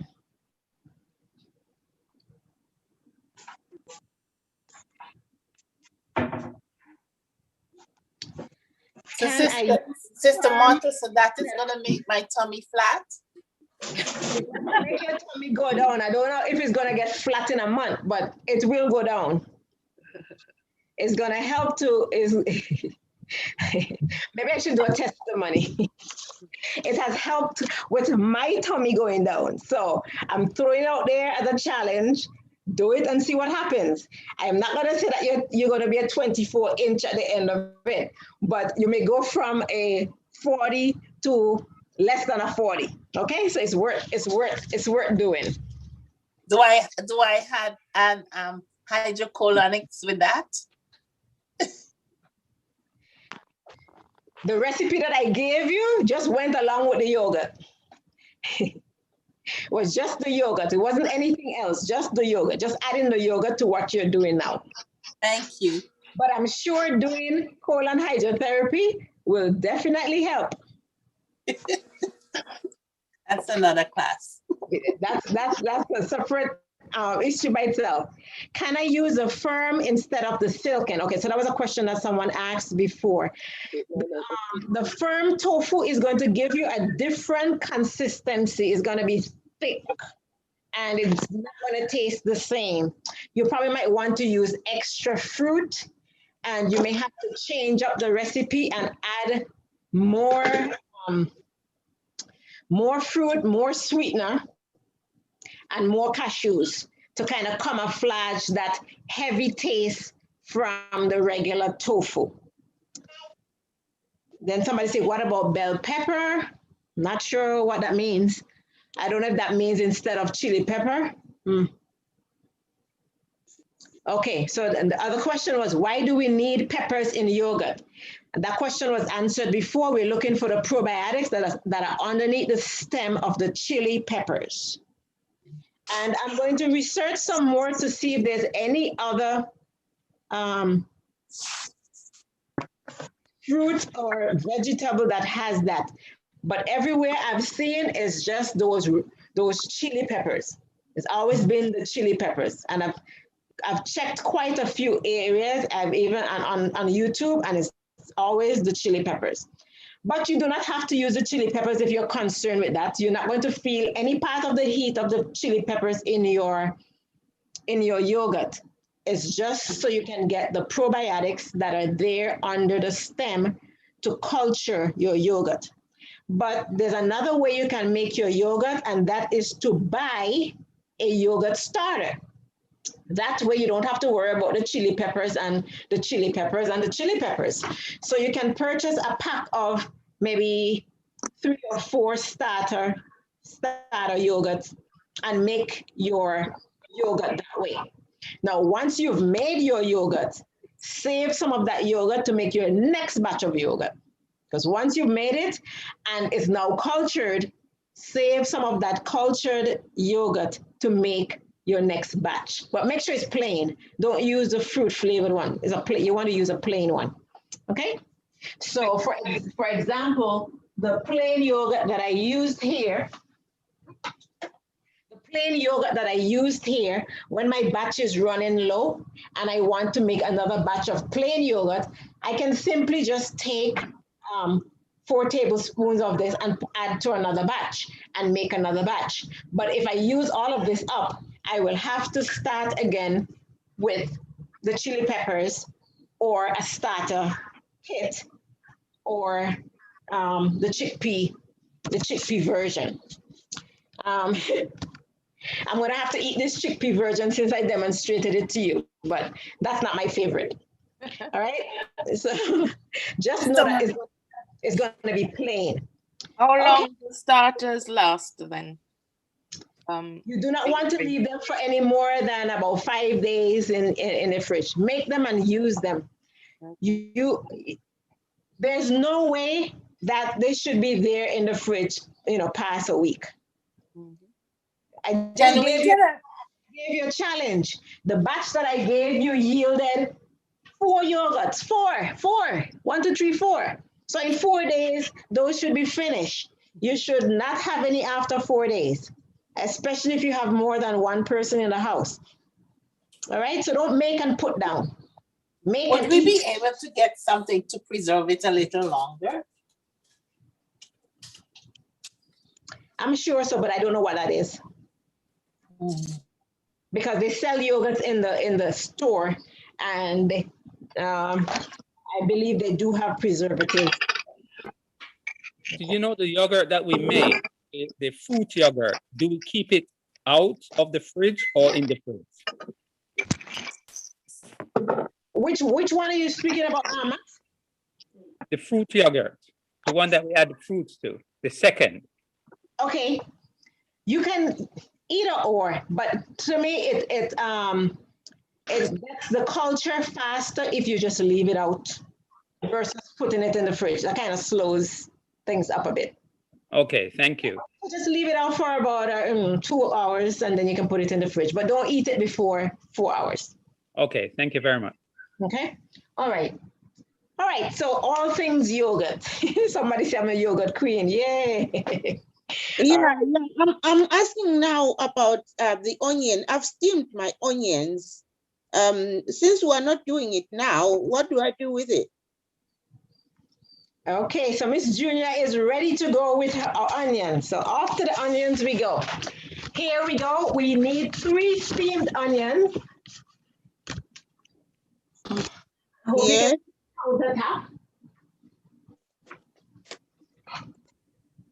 Your onions should have been cut in half and steamed.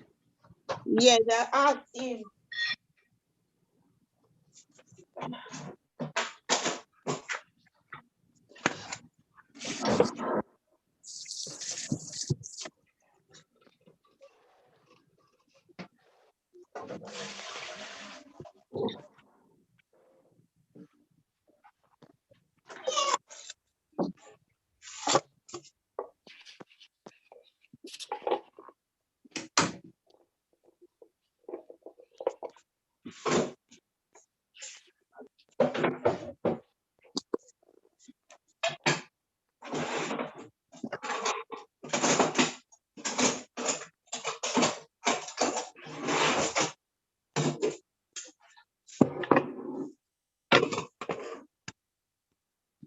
So give me a second, I'm cleaning up my surface and then I'll be right with you.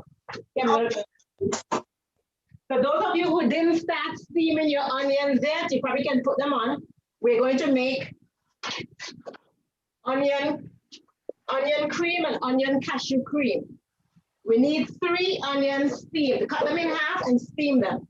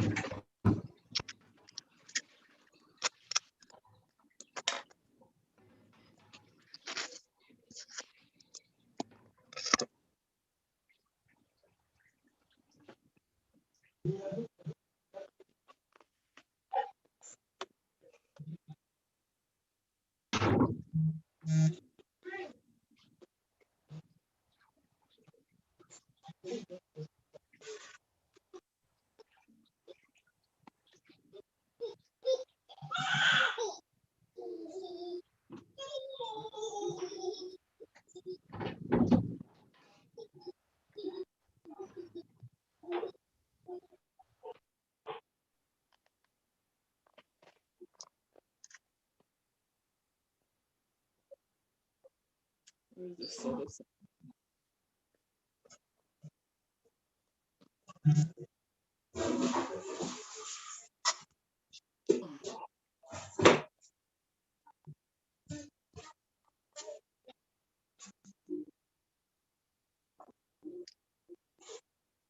so we have our 3 onions, and we need a cup of oil. A full cup. 1 cup of oil. Wow. 1 cup of oil, yes.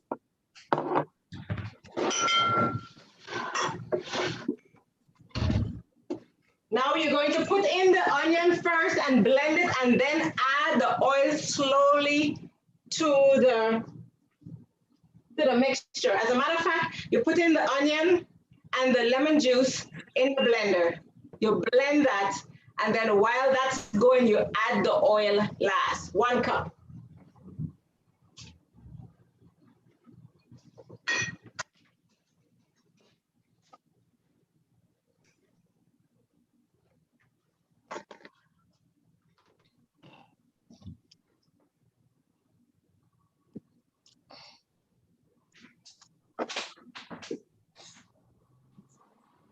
You may ask how much lemon juice. Well, this is dependent on how much you like. You can probably start with 1 tablespoon. I'm going to be putting 2 tablespoons in mine. So start with 1 tablespoon and see if that's good for you. And if not, you can add the other tablespoon.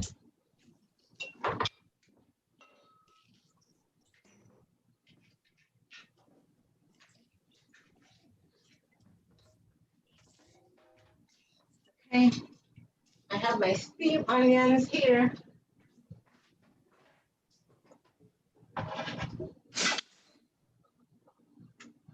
And I have a testimony about onions. If you heard me talk about onions about a month or 2 ago, you would hear me say that it wasn't my friend. Well, I love onions now. It doesn't bother me anymore. So yay to onions. I'm loving my onions. So we put our 3 onions in with our lemon juice, and we are going to blend.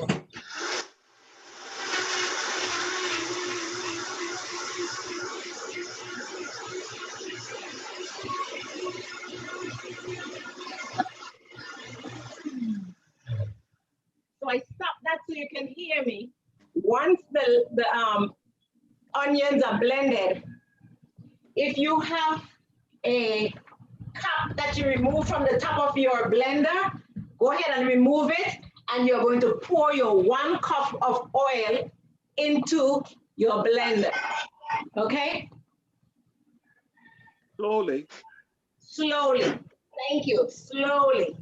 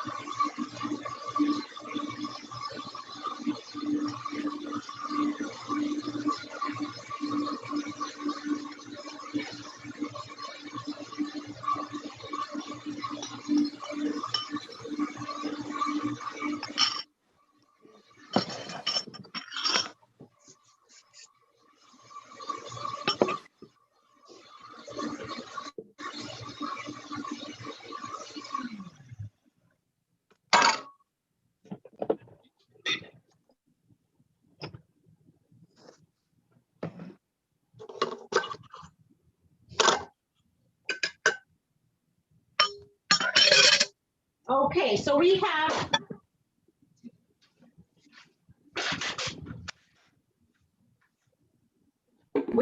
our onion cream.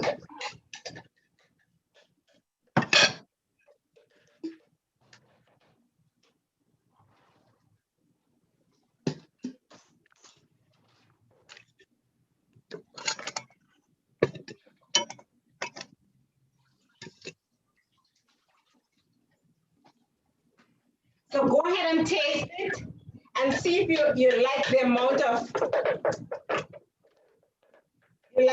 of lemon that's in there.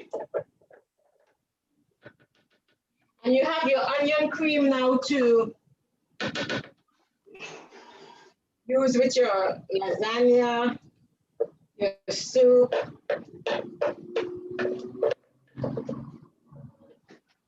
Okay? All right, I've seen it.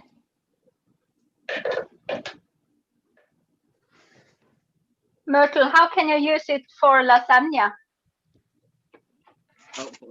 On the day of lasagna, we'll show you. Okay, perfect. And in the soup, will you just have a little teaspoon and mix in? Yeah, or you can just you can add more than that. Okay, so it's a little like cream if you want to cream the soup. Correct. Okay. It tastes really nice.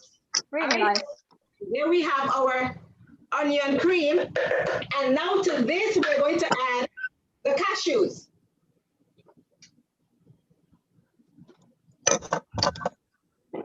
So we have our soaked cashew.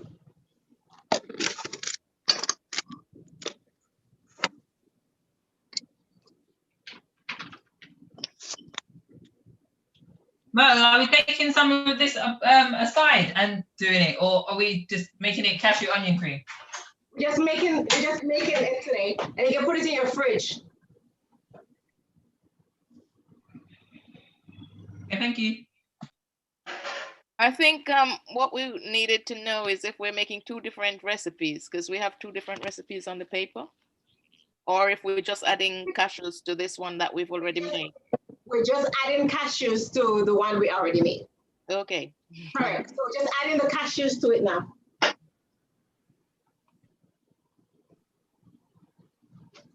So you already have your soaked cashews.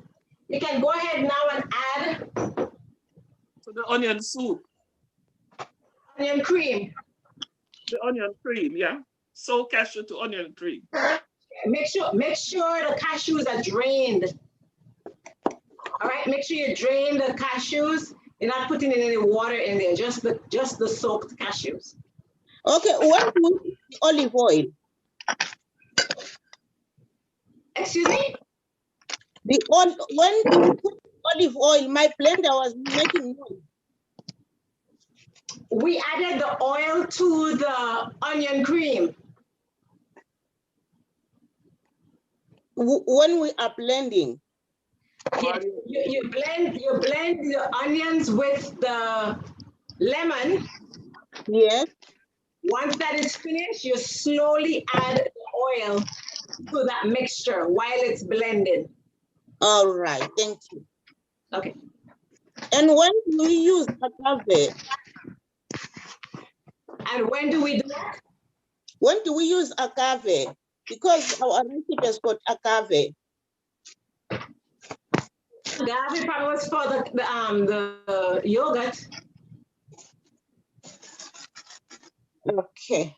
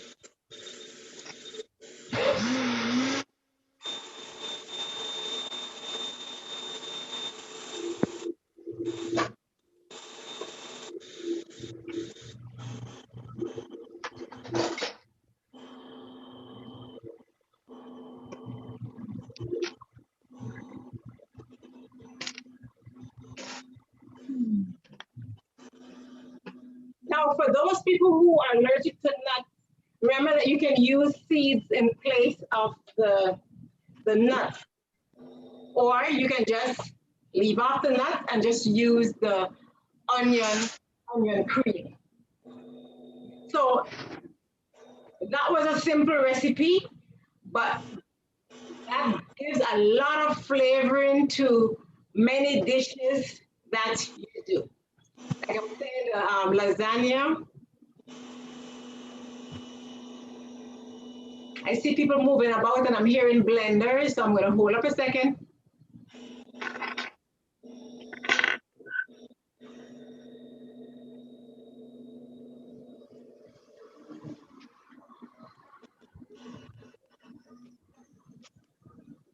Okay.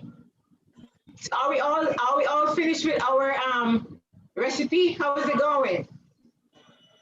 Can I take a look at some of the finished products? Cameras on, products please.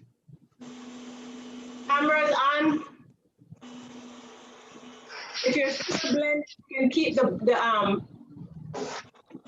if you're still blending, please mute.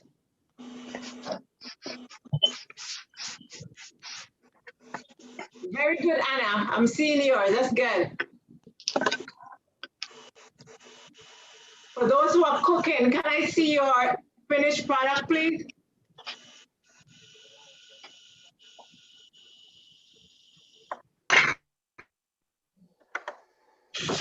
Okay. See mine.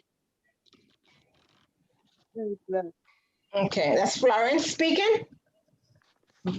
How did it taste, Florence? This is the onion. Uh-huh. Yeah, the thick onion cream. Okay. Okay. And then the yogurt, I'm surprised. Yeah, the yogurt is amazing. The color is just so rich. And I've got strawberries. I'm allergic to cashew nuts. So did you taste almond nuts? It's amazing. It tastes delicious. Okay. Yeah. Oh gosh, I can't wait. Now, once it's finished, you're gonna see. And then the other one, what's the last one? What's the other one? I'm gonna keep.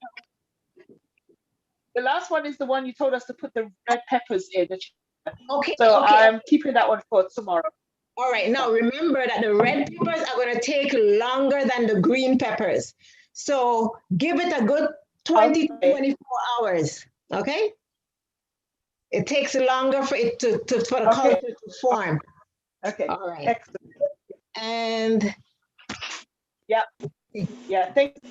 You're welcome. I didn't do the cookies tonight. No. Okay. The MIMS. I saw someone.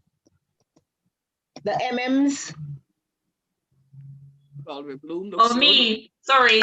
I need to change my name actually. Nicole. This is my onion and cashew cream. Can you see it? Did you taste it? I tasted the onion. I haven't tasted the cashew yet. Okay. How was the onion? It was okay. I don't really like onion, but it was nice. Okay. No, this is nice. This is nice. Getting nicer.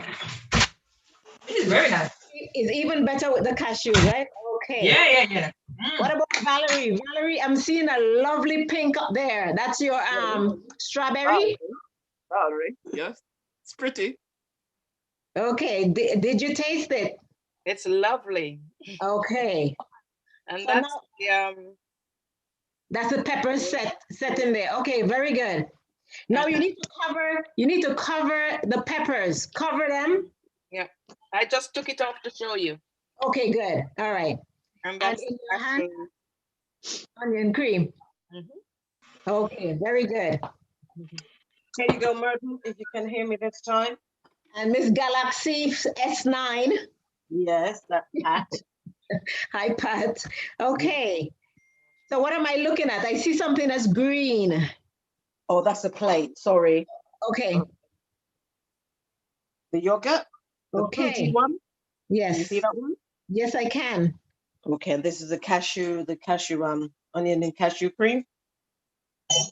Okay, I'm still seeing the yogurt. That one?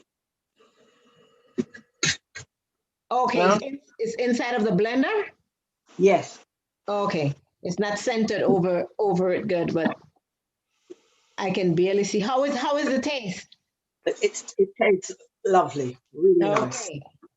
So the onion cream and the onion cashew cream is ready to use, but for those of you who have the yogurt, let it sit. It's going to be better for you in a while. Okay. So I see Anna. Myrtle? What is that showing me? This is my onion cream. Oh, how come it's a yellow? bit- I don't know. I have put 1 lemon in. Okay. And olive oil. Oh, okay. And sometimes, sorry, but the onions, different onions of different colors. You've got yellow onions, you've got green ones, you've This got is yellow. yeah. Okay. But it's a bit thin. But my onion was a little warm when I did this. Oh, okay. That's fine. That's fine. Put it in a That's jar. fine. Okay. Yeah, put it in a jar and put. How did it taste? Oh, very delicious. Okay, very good. Very delicious. Yes. All right, that's the first time I'm Okay, actually thank you. yellow onion. All right. And Dawn, I'm seeing a lovely pink coming through there.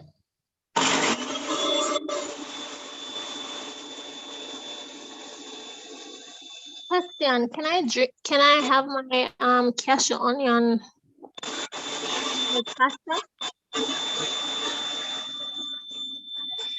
Can you have your onion cashew what?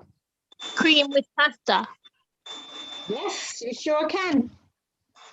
Okay, thank you. Anybody else? Bajan Beauty. Miss. Yes, I'm just my cashew onion. Okay. How is it? Oh, it's lovely. I like it. Okay, good. I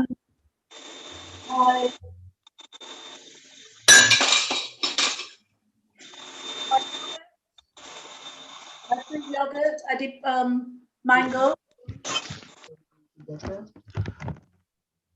Hello. Yes, go ahead. There was Sorry, another. that was my mango yogurt. Mango, yeah. Yes, and my onion. Just my onion cream. I'm not seeing anything. I'm just hearing you speak, but I'm not seeing anything. Okay, hang on. My onion cream. Okay. You notice how it thickens up when you put in the cashews for those who put cashews in theirs? Yeah, it is. And I've got my my chickpea yogurt setting on the other side. Oh, okay. Make sure you have a backup plan for that one. Some fruits or something. Okay. Okay. And there was a that's it, or there's something else you're telling me? No, I haven't got anything else. I didn't do anything else. Okay. Alexander, I see your hand was raised. Go ahead. Yes. Did you say that we can use the onion cream with pasta? Yes, you can use it in pasta. You can when you cook in your rice or anything. You can use it in any dish. so many options for it to be used in. Throw it in your soup, do it in your lasagna, with your pasta, with your creams, with your lots of options for it. So I guess, Sister Martha, yes. I guess it will be nice when we add if we add some garlic to that, a portion of it to make some Alfredo sauce. Okay, so perhaps you can do that and let me know how it came out. Post it in our group. Myrtle? Yes. If you wanted to make a nut, like a pistachio flavored yogurt, would you just blend up a lot of pistachios then and add it to it after, or do you, yeah? I would put it in place of the cashew. Okay. That's what I would do. So save the cashew and use the pistachio, but I would soak them so they'll become more creamy when you blend them. Thank you. You're welcome. I'm Myrtle. Yes, Miss Higgins. Right. Okay. I struggled to get some chickpeas. I went to 2 places and they didn't have any. So, Okay. but I can vouch that the tin chickpeas doesn't work because mine just refused to thicken. So that's why Yeah. I haven't got the 3rd one. Yeah, it's already cooked. You need them raw. Okay. It Okay. needs to be, Thank when you. you soak it, it's raw. It's raw, then you strain it, and then you cook the milk. The consistency changes if you cook it first. And there's Yeah. Yes. As I found out, but lessons learned. Never mind. okay, so someone said they don't usually use yogurt in their meals. How can they incorporate more in their meals? Yes, one second. So in reference to the yogurt in the meals, you can incorporate it in your breakfast. For example, you can use granola with the yogurt and fruits. You can use it in place of like when you cook oats, you can also have the yogurt with that as well. You can use, let's see, how else can we use yogurt? Yogurt with fruits, yogurt with granola, yogurt with cereal. That's how I would incorporate the yogurt with your meal, or just eat the yogurt and then eat your fruits and whatever else. Oh, smoothies. And someone suggested smoothies. Okay, my onions are blended. What's next? So you have your onions blended. Do you have, what do you have with it? Do you have your lemon with it? Do you have your oil with it? Lemon and oil. You were supposed to leave it in the blender and then add your cup of oil slowly to it. Yes, so I've done that. Okay, so it's ready. Did you taste it? Yes, I tasted it. I think it's lacking something nice. It's not really nice. Okay, so you could have added more lemon, and you can add your cashews to it as well. Cashews. You mean soaked cashews? Correct, soaked cashews. So, which means I'm gonna soak them overnight. I don't have any more soaked cashews. Okay. I'll leave this in the fridge and to continue tomorrow when I've soaked my cashews. How many cups? 1. 1. And then after that it's done. Yes, it can actually be done right where it is. Just add some more lemon and taste it again and see what happens. All right. And did you remember to add salt? Oh yeah, you can add a pinch of salt. A pinch of salt. Hi, Myrtle. Yes, I am trying to see whose voice. That's Magali. Oh, hi, Magali. Yes. Okay, I see your chili peppers there, nice and big. Well, those are the jalapeno. I researched on Google, and it's a type of chili, so I'm using it. Okay, all right. So you guys hear that? Jalapeno is a type of chili. Okay. Right. All right. So I'm going to see how it's going to turn out. And I have right here my onion and cashew cream. Okay. Did you taste it? How is it? Yeah, it's lovely. Okay, so bottle it up and put it in your fridge. Wonderful. Make sure you guys have some of that the day we're going to do lasagna. Sure. All right. And my chickpeas is still, I just added the 2 tablespoons of the soaked water. Okay. So I'm letting that set. And let it set about 4 hours or so. And then you can try it. Once you've tried it, you can adjust it with some fruit or granola or something. Okay. Or if Myrtle? you probably can just have it like that. Yes, go ahead. Can I ask you, how long will that onion cream with the cashew last in the fridge? Davina, are you there? Yeah, that onion cream actually does last quite a while, I must say. The onions actually help to preserve it. So you do get a good amount of distance on it. But at the end of the day, it's always best to make your food fresh or as close to fresh as possible because you get the best quality out of it. But I do have onion cream in my fridge for a very long time. Um, And you can freeze it. You can freeze it if it's going to be there for a it while. freezes well. Yeah. But the thing is, there are many recipes that these creams can be used in, so you don't need to have them in your fridge for a long time. When you make a batch today, within a week you could use up that batch. Are we finished with Myrtle? I could add a little bit to Myrtle's presentation. Can I just start? Can you use Myrtle? Can you use frozen chilies? No. I wouldn't. Okay, thanks. Davina, can you wait till to make noise with the blender, please, before you present? Just a minute.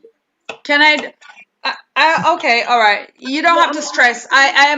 You have done enough with Myrtle. I'm literally just gonna talk you through a few more variations because we haven't got much time left anyway. So I'm just gonna talk you through a few more variations what you can do with the bases that you already have from Myrtle. I may literally just take you through two, but I won't give you too much because you've just done a lot. Is there anyone that I didn't see that wants to show me their product? Yes, Myrtle, I've been waiting patiently. Oh, you have my attention, my full attention, Mr. Max. Seems like all the ladies get the attention and the males doesn't get any attention. Okay. You have my full attention. Okay. Here we have the onion and cashew cream with celery sticks. Okay. We have the jalapenos with our what do you call yogurt starter. Okay. And here we have a raspberry yogurt mix. Did you taste your raspberry yogurt? Yes, and it's very refreshing. Okay. Don't eat it before it sets, okay? That's fine. Thank you. And your onion cream looks good. Did you taste that as well? Yes, and it's very thick. Okay. Very nice. Did you add the cashews to it or you just left it at the onion? I added the cashews to it. Okay. Thank you. Was my attention full enough? Just for a moment. Yes, thank you. All right. Are there any other guys who I overlooked?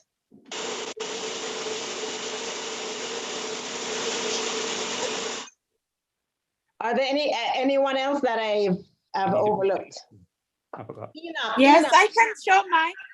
Enoch, I think I saw your screen came up some time ago. Do you have anything to show me? Yes.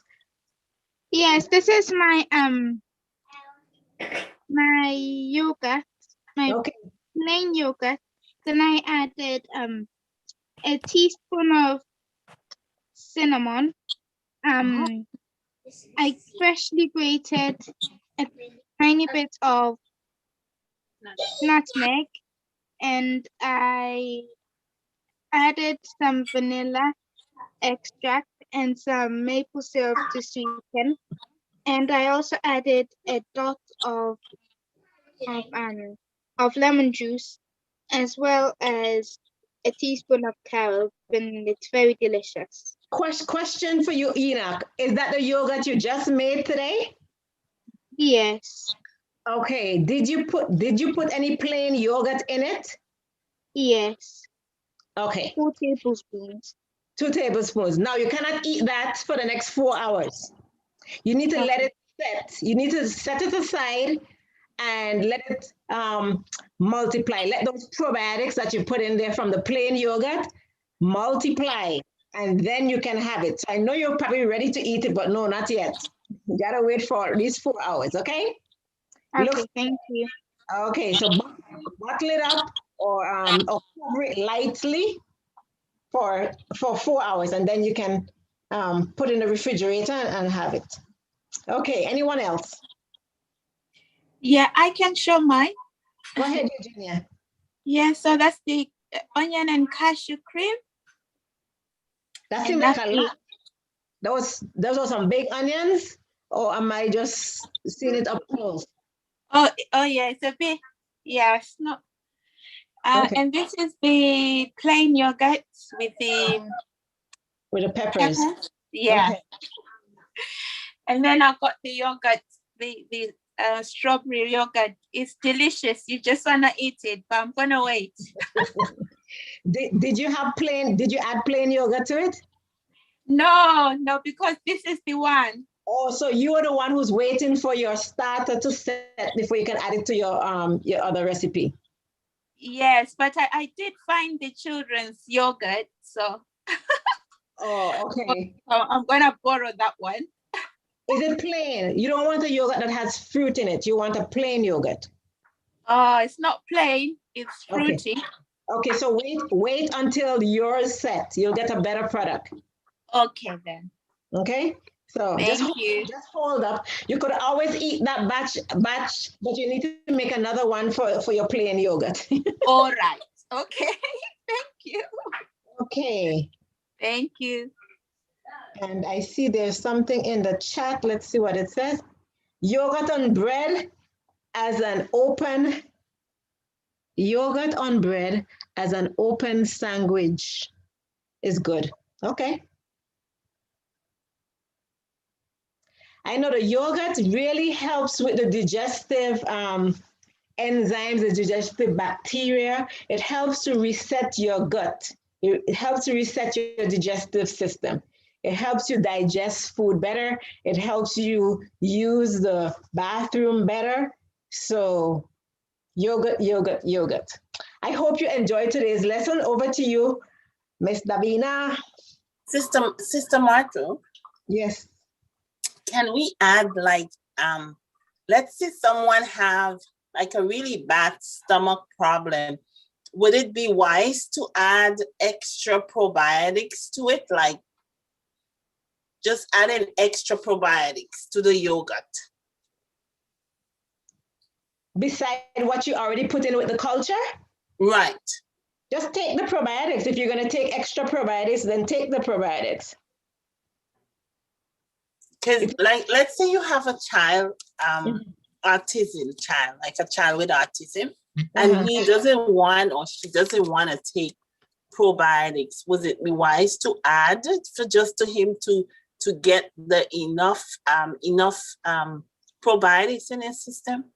Yes, you can add the probiotics, but you can add it to the plain yogurt. Like you see how we made the fruit flavored yogurt, and then add the probiotics to that.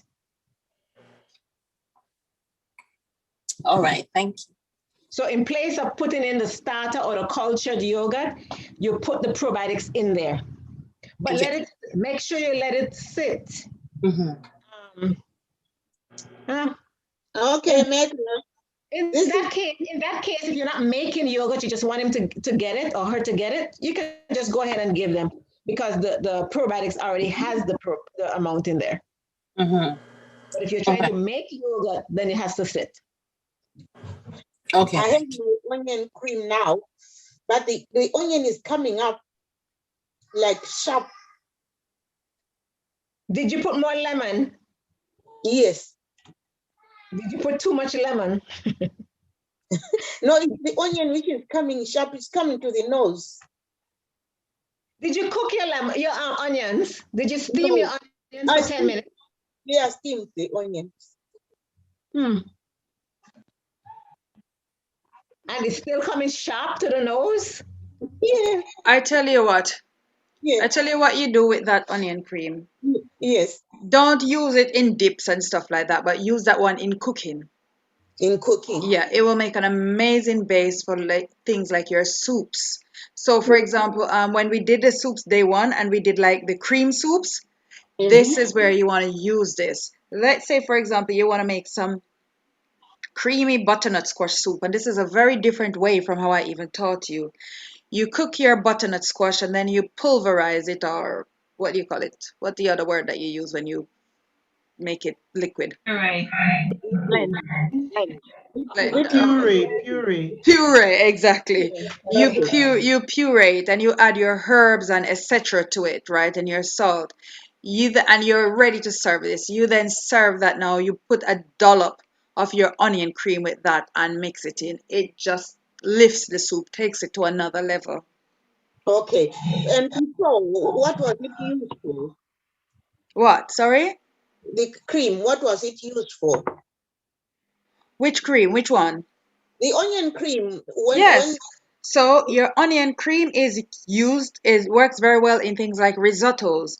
So a risotto is like a pasta dish, but it is used with rice, a special rice. So when you go to your supermarkets, you could look for risotto rice. It's a very thick, fat grained rice that you could use the onion cream in the risotto rice. You could use the onion cream in your sauces.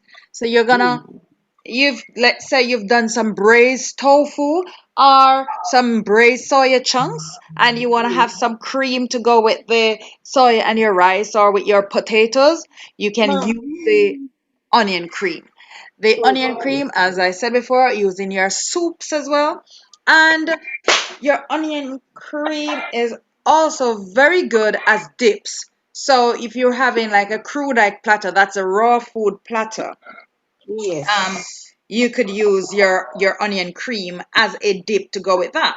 So let's say you're having as well a crackers bowl. So you have your, different types of crackers or biscuits that you make. Then you have the onion cream that you could serve along with it as a dip on the side. I mean, you're having an event where you're having other people over. You don't only want to have onion cream because remember, onion and garlic is not everybody's friend. Even though it should be all of us best friend because it is a natural probiotic, right? It's a natural prebiotic, right? It's superb for your gut health. But it is reality of the fact is it is not everybody's friend.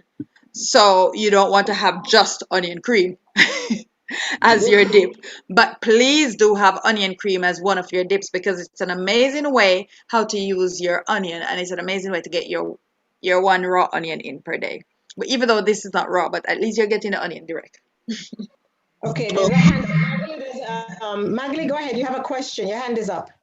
And then after Magli is Margaret, and then over to Davina. Yes, thank you. I just wanted to ask, once the chili peppers with the plain yogurt is set, do I use some of that plain yogurt in my chickpea?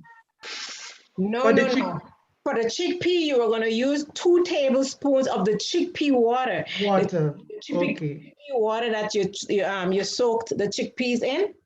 You need 2 tablespoons of that to add to that cooled chickpea. Okay, great. Thank you. And then that's it. You leave it for 4 hours and it's all set. Okay, the last person is Margaret. Oh, your container's looking lovely. Yeah. So I was just asking if it's okay to, this is the mango. So this is the mango set in there. So do I leave it out without the lid on for maybe a couple of hours and then put it in? You can cover it, but don't clamp it shut. And I think it's too full. Could you bring the camera a little closer so I can see? It looks like it's too full. It's going to expand. You need to take some out. Okay. Okay then. So just maybe 2/3 or something, yeah? No, maybe about Right, okay. So I'll take out some more of it. Yeah. Let it go down below the rim because what's going to happen, you're going to come on your countertop and it rises. It's almost like yeast. It's going to rise and spill all over your counter. So you don't want to waste it. All right. So I'll take some of that out anyway, yeah? So that's both of them. So that's the mango. And then this is, I put it in this one here, which is the onion cream. So I don't know if I should put it into a kind of like another bowl or something, like a flatter bowl, but I put it in there. Can you see it? It doesn't matter. The onion cream, it doesn't matter that it's in there. Just make sure you label it. Yeah, that's it. Yeah. So it's all right. Do I have to leave this out or can I put the lid on and put it in the fridge? No, you leave it out for about 2 hours. The mango, you leave it out for about 2 hours and then you can put it in the fridge. Right. Okay. And then the onion cream? The onion cream can go in the fridge now. It can go in now? Yes, it can go in the fridge now. Yes. So I'll show you what it's like here. Is it? Yes, it looks good. Just take some out. Looks Take lovely. Yeah. right. Okay. Take something from both of them. Yeah. Yeah, take some out and put in another small container from both of them. From both of them. Right. Okay then. And it tastes really nice. Thank you. You're welcome. Yeah, Okay, thank you. Davina, all over to you. I thought you'd never come back to me. All right. All right. So, in the interest of time, I'm just gonna share a few bits and bobs with you.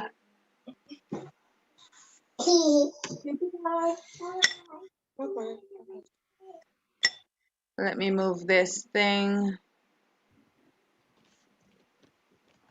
Okay.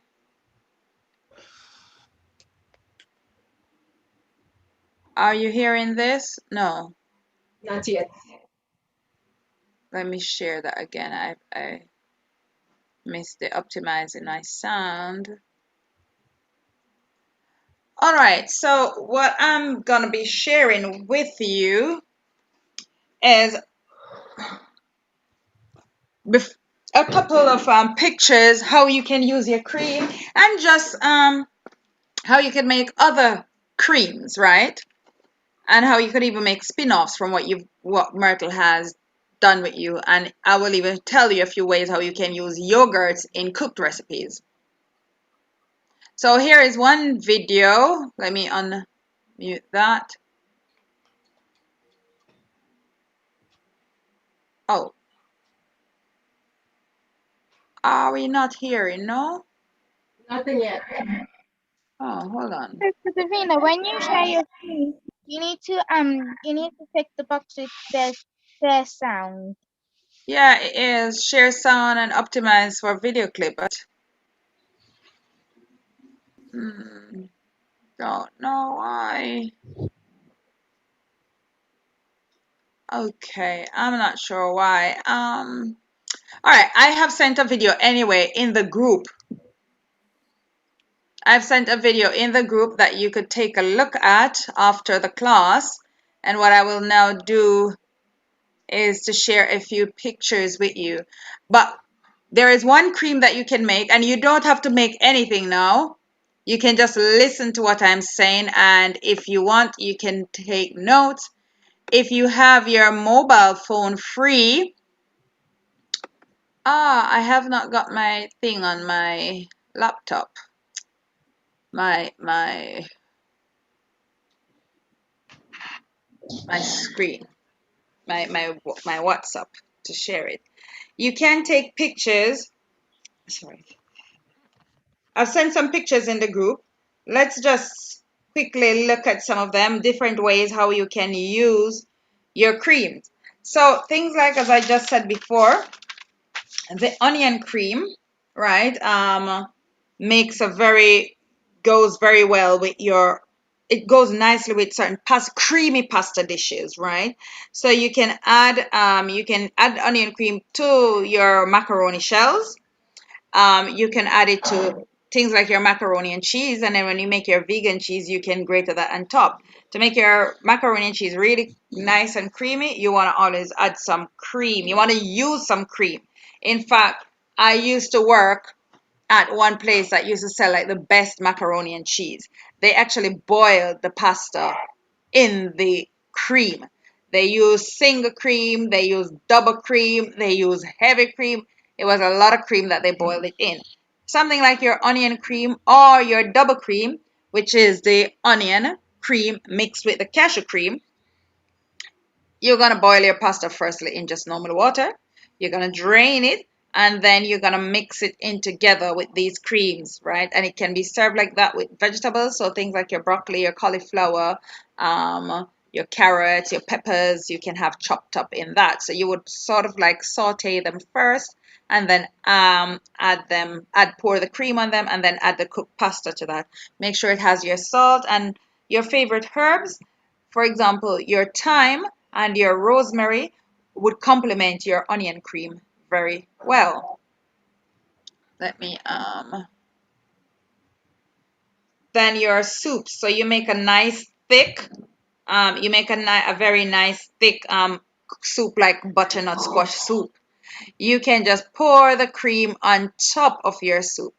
By the way, if you make some teas or so, you can always use not the onion cream, that is, but one of the other creams that Myrtle has showed you. You can use to sweeten your tea, but please don't make the mistake of using the onion cream to sweeten your tea, because then you can't complain to me because I didn't tell you to do that, all right?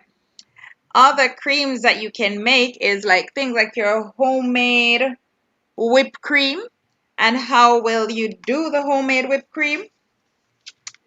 There is not really time to show you that, but I will send through a few videos. They're very, very simple and easy, and they make for an absolutely delicious addition to things like your desserts, right? So how you can make a homemade whipped cream with the coconut cream is you're gonna need a mixer, right, for this one.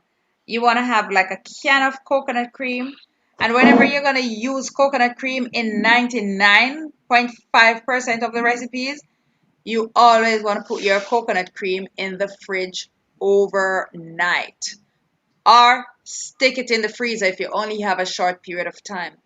What is going to happen is, for example, when you have your coconut oil and the time is cold, it solidifies. When you put the coconut cream in the can of coconut milk in the fridge or the freezer, the creamy part of it, the fat, all of that is going to come together and solidifies, but it's going to sit on the top. When you take it out, you just want to pierce a little hole in it, enough that a finger or a fork or something like that could go through. And you want to just push your hand in, and you just want to take out all of that fat on the top, right? That is your cream. That section is what you want to use in your whipped cream recipe, right? So a can of coconut milk overnight in the fridge.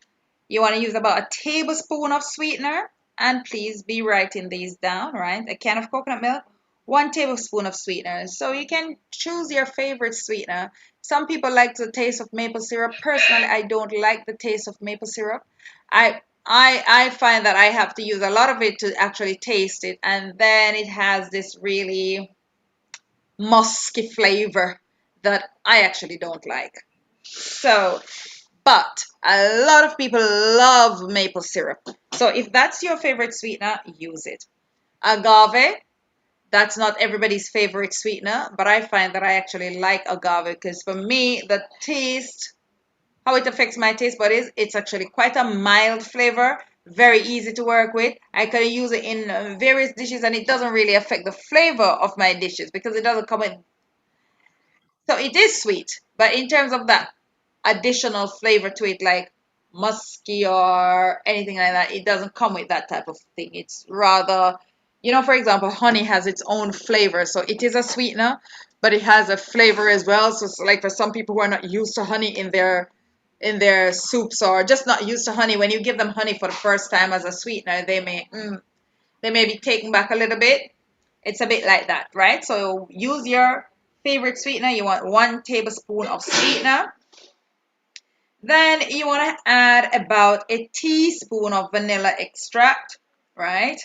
And for your whipped cream, if you get proper vanilla extract, then the color is normally like, it's not white, but it's like a soft yellowish color. So it doesn't affect much the color of your whipped cream, right? You want to keep your whipped cream looking really nice and pure white. Okay, so as I said before, once you put the coconut cream in the freezer or the fridge overnight, you want to then remove the fat that rises to the top. Use only the fat. Now, what do you do with the water? Don't throw it away, please. You can use this water in smoothies. You can use it in your soups. You can use it in your rice that you're going to cook later on. Even your potatoes that you're going to boil, you could add this coconut, the water part from it, you could add it to it. You could use it in your sauces, amazing, in your soups. Yeah, you could use it in just about anything. Your juices as well, your punches. You could use the liquid part of the coconut for. Now, what do you do next? You're gonna whip the fat, right, with the vanilla and the sweetener for about 4 minutes, possibly even more. When you whip this, it's gonna become really thick and velvety, and you can actually put this now in a piping bag. And before you put it in your piping bag, you want to put a nozzle in. You want to put that nozzle that gives you the florets. And then you spoon your whipped cream now in your piping bag, and you can store it. You can use it now on so let's say you've made some jello dessert, or you've got some fruits, nice bowl of strawberry and some blackberries. You have some mixed berries together, or it could just be some simple cookies. You can then use now your cream in your piping bag and make some nice florets over that on the top. You could throw some chia seeds as well with your berries, right? And you add your whipped cream to that. It makes an absolutely amazing, delicious dessert. In fact, it is very much like ice cream. Now, this mixture, by the way, you could store it in the fridge in an airtight container. Make sure the container is firstly sterilized. So once you sterilize the container and it is airtight, so you know those really good nice mason jars with the rubber on it that when you seal it, it is sealed. You could use one of those, and you could store it for up to 1 to 2 weeks in the fridge. It's going to become thicker, but when you're ready, you can just re-whip it before you use it, right? And guess what? This whipped cream, it goes nicely when you make like your homemade pancakes. It goes nicely, as I said before, with your strawberries. Let's say you have some strawberries, you pour some whipped cream, and then you drizzle some coulis over this. You're making a dessert out of this world. And just stick a piece of lemon, not lemon, what you call it, mint leaf on the top of that, and you're onto a winner right there. Now, that's your whipped cream, right? Now, a sweet cream. How can you make a basic sweet cream? And you use a basic sweet cream as well, again, for your breakfast stuff, your pancakes, your waffles, your fruits, dessert kind of thing, right? So how can you make that sweet cream? For example, the basic cashew cream that Sister Myrtle just did with you.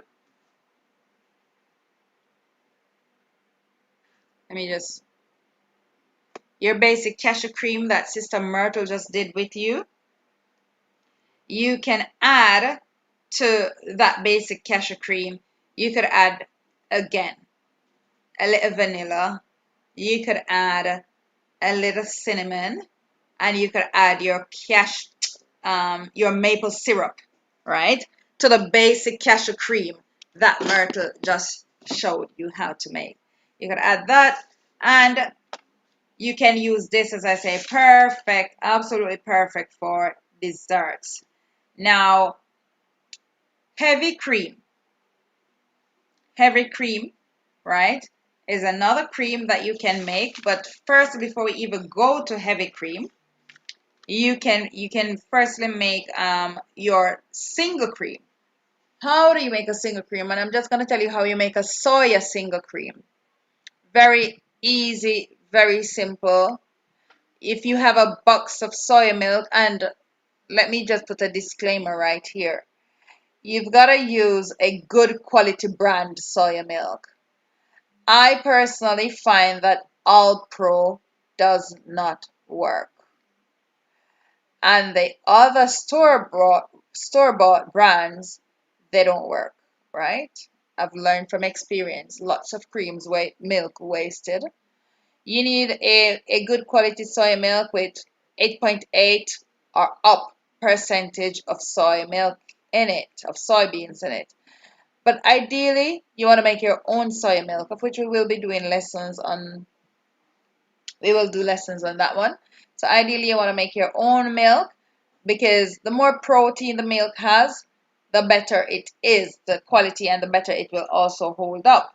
So let's say, for example, you now have 400 mils, and this is a very simple, basic, easy recipe. 400 mils of soy milk. You put it in a blended jug, and you add to that 40 mils of oil. So you could use sunflower, safflower, olive. You want to make sure you're going for cold compress or extra virgin. You add these, and you can add one. So it's a basic 2 ingredients soy cream, right? However, you can add a pinch of salt or a pinch of, not a pinch, but a little squirt of sweetener, just a little bit, right? That would be equivalent to like a pinch, right, of sweetener. And you put these in the jug, your blender, and you blend this. You want to ideally, it's best to use a hand blender actually for this mixture. But I do believe that Bullet does a really good job at emulsifying this mixture. And what do I mean by that word? Bringing it together so it stays together as one liquid and it does not separate after you have taken it out. Now, I do find sometimes you may use a bit more oil than the 400 ml, but others have used 400 ml and they have achieved this soya single. I personally, I have had to use way more oil whenever I do it. So I don't know if it is my milk or what, but I've done it hundreds of times and I've always used more oil and that works. But I do know students have used 400 ml of milk to 40 mils of oil and it works perfectly fine for them. So do you know soya single, the soy dream? You know, if you go to your supermarket and you will see on the shelf there is a box called soya single. So it is used in the place of soya cream. Now, I mean, it is like a cream, a single cream, right? It's like yeah. Now, what I want to tell you about that box of soy dream. I mean, I do use it from time to time. If when I have an emergency and I need it, I will use it. However, if you read the ingredients list on that milk, not milk, sorry, on that little box of cream, it's like a little box of cream. Firstly, I think it's about 200 or 250 ml that is in the box, and you pay £1 minimum for that little box of cream. So it's a lot of money for a little bit of cream, but a lot of marketing, right? So you're paying for the wrong thing. And it does not have a lot of what it does have in it is a lot of ingredients that you probably would not always use in your stuff. So you want a cream, it has carrageenan, it has fructose, it has glucose, it has quite a bit of ingredients in it. So what I'm telling you here is what you can make with just 2 or 3 ingredients, single cream. So you can make your own. And I'm not saying it is all bad because, as I say, I use it. You know, I buy it and I have it there as a backup, but it's good to learn how to make your own single cream. So what dishes do you really use single cream in? So single cream, I use single cream in my pasta dishes, right? I use them as a base for sauces. So if I'm gonna make a bechamel sauce or any other sort of cream sauce, I use sometimes I can use the soya single as a base for those sauces. I can use that soya single as well in, for example, I make like a beetroot punch. So I boil some beetroot, or I use the fresh beetroot and I make juice. And then I mix that juice from the beetroot or blend that boiled beetroot with the soya single, right? And then I just add either some honey or I add another vegetable like carrot that has a lot of sweetness to it, to that mix. And these are just some of the ways how you can use your soya single. Your soya single you can also use in things like your cakes, all your pastries. You can use your single cream. Now, I just took you through the thick whipped cream, yeah, with the agave. Let's see, that's served with your pancakes, your strawberries, your fruits.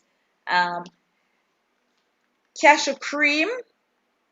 Oh, sorry, you just learned that, right, from Myrtle. All right, now there's even another way how you could do the cashew cream.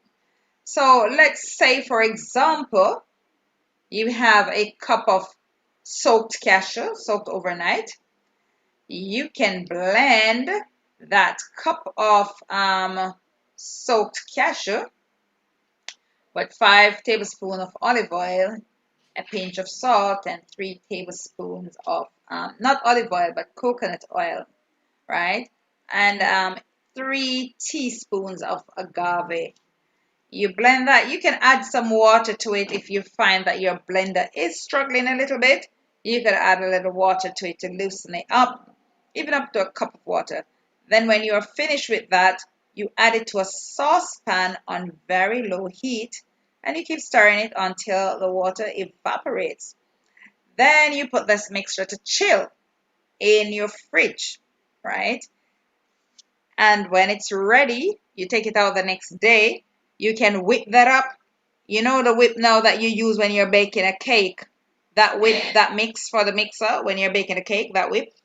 You whip that up with your own homemade vegan butter, and you can add some more sweetener to this. And this you can serve as another thick whipped cream. So you have your events. You want to have a nice bowl of whipped cream put on the side. It's sweet, it's delicious, it looks good, it's rich. Now, just remember, by the way, to know that your cream is actually ready, you want to make sure that the cream is sticking to the spoon. So when you take up a dollop and you turn the spoon over upside down, it should still hold. Or it should, it shouldn't be runny. It shouldn't be dropping easily, right? It should take a little effort for it to fall off. And then, your whipped cream is actually ready. Now, another dish, sour cream. How do you use sour cream? All right, sour cream is it's used a lot in the European society. It's used a lot also in French cuisine.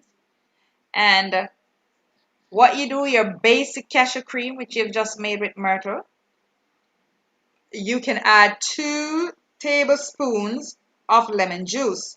Or you could add a little bit of lactic acid, which you don't have, so you don't need to go and get that, but you can use lemon juice. While you can use citric acid and you can use lactic acid, I actually prefer just to use a lemon juice. Okay, all right. But you can use citric or lactic acid. Just use a very small amount, otherwise your cream will be too sour. And when I say small, I mean like pinch amount. Pinch amount is what you would need to use. So your single cream, you blend even with your sour cream. So you've added a lemon juice, or you've added lactic acid or citric acid. And by the way, you can get these to buy in your Asian shops, the lactic as well as the citric acid. You can get them to buy in your Asian shop. It looks a bit like salt. It's just in a little plastic bag. Looks like salt, but it is not salt. It's not salt. It's lactic acid. Don't use too much of it, otherwise you will get a sourness out of this world. So once you've added to your cashew cream, you've added the lemon, then you can blend this now with some other plant-based milk. So it could be soy milk, homemade, or it could be the bean milk, or whatever plant-based milk you have. You can blend it with a cup. You could blend it with a cup of that, and then you could add some olive oil, or less than a cup, and you could add some olive oil. But when you add the oil, you add it very slowly and blend. And this will take a little bit of blending, so don't give up at step 1. All right, and that there you get a nice sour cream. That one will, and into your sour cream, you can chop up things like chives and put in your sour cream. You can chop up things like parsley and put in your sour cream. You know, there are a few things that you, herbs, fresh herbs, coriander, basil. Well, you don't really, yeah, you could put basil in your sour cream. It gives it a really nice flavor. And you serve these with, so sour cream now, you can serve, it goes nicely when you have something similar to Dorito, like you make your homemade Dorito chips. In fact, whenever you make the, we go and we do the Mexican cuisines, this is a good one to have. This is a good cream to have to serve with your Doritos, with your tortilla chips. Really, really good one to make, serve with your homemade tortilla chips. So a low-fat cream or zero-fat cream, you need one, what do you call it now? One tofu, preferably silken tofu. However, I have used, because for the past, I don't know, since December or November, I can't really get the silken tofu here in Jamaica anymore. So I've had to use the normal tofu, and it works. The texture, it's not as shiny and it's not as silky as if you had used the silken tofu, but it works very well and it looks very good. So your zero fat cream, you're going to turn that from cream to mayo. And let me tell you how you start. So you have 1 tub of silken tofu to 1 cup of water, right? And you're going to blend this until it is smooth. And this goes excellently with any fat-free recipes that you want to create. So you probably have a client who is, you're putting them on a fat-free diet because you're probably trying to help them to open up at their arteries or to lose a little bit of weight. That's a good one that you can use. That's actually zero fat there. However, a spin-off, you could add a little bit of oil to it, especially if you use the tofu that is not silken and you know it has a really coarser texture. You could add a little bit of oil to it, like about 50 mils of oil you could add to this to help to give it a nicey shiny texture, and you blend it slowly. Now turning this now into mayonnaise, while this very same fat-free recipe is now after it's blended smoothly, you can now pour a cup of oil in this, but slowly through the top of the blender. You slowly pour it in. Into that, you also add a pinch or a couple of pinches of egg salt. The egg salt is a black Indian salt.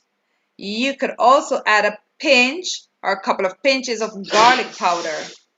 And you keep blending this, and you will get a nice mayonnaise, right? Very eggy flavor mayonnaise. You can also add a splash of lemon juice to this, all right? Now your sour cream and your mayonnaise mixed together, you can use them in your potato salad, all right? Your potato salad. So typically, a typical potato salad would be made from your potatoes, obviously.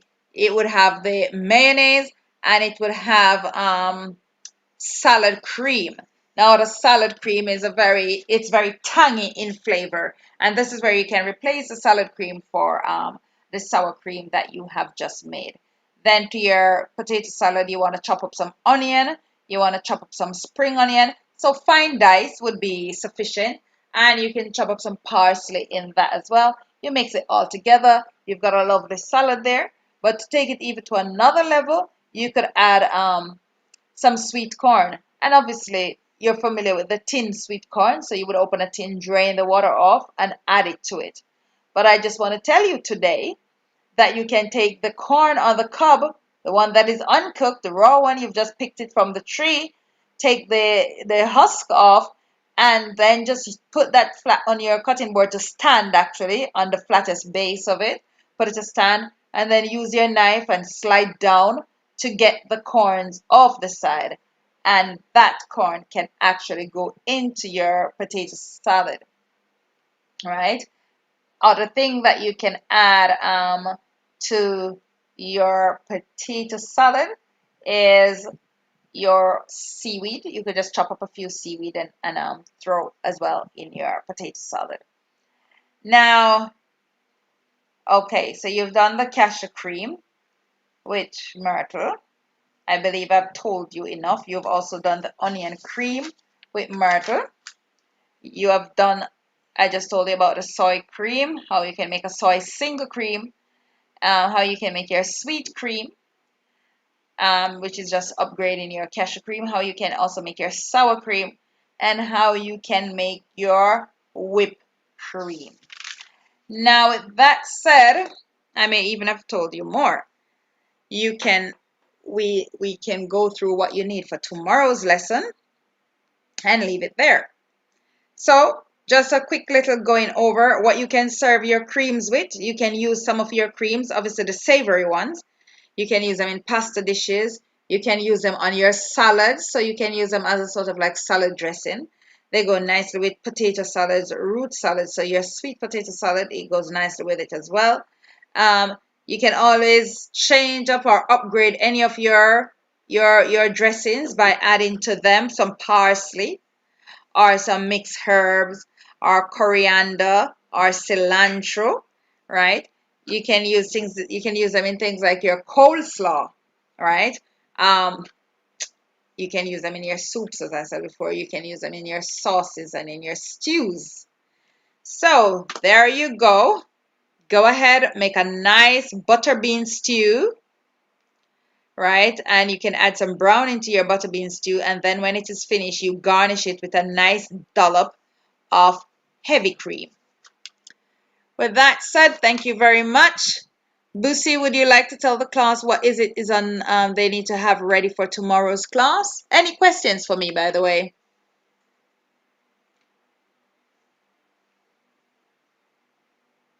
And I know you're writing. Did you get everything? No, I didn't get everything, but I will listen to it again in another time. Okay, all right, no problem. I will post. I got a lot. Yeah, I'll post in the group. Yes. Okay. Yes, thank you. And I'll probably post last class's video of the creams were being done at the last class. So I'll post that so you can see it. Any questions for me?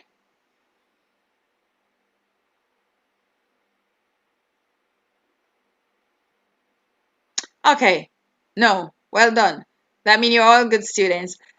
Boosie, have you got the list of what the students require for tomorrow's class? Even though it's in the group, by the way. What you need for tomorrow's class is actually in the group and twice. So Boosie has posted it not too long, but let me just see if I can quickly find it and just to tell you what she has said. So you will need soak 2 cups of dried chickpeas overnight, and then you can cook 1 cup of that chickpeas in the morning and save the last 1/4 cup equivalent of the liquid you cook the chickpeas in. Drain and plug in a glass jar and refrigerate. All right, so don't burn the chickpeas tomorrow. Leave the other 1 cup plus if the soaked chickpeas are uncooked. Of the uncooked chickpeas. Okay. I was trying to see how this makes sense. All right, so yes, leave the other 1 cup plus of the soaked chickpeas uncooked, right? It will be used in its uncooked state.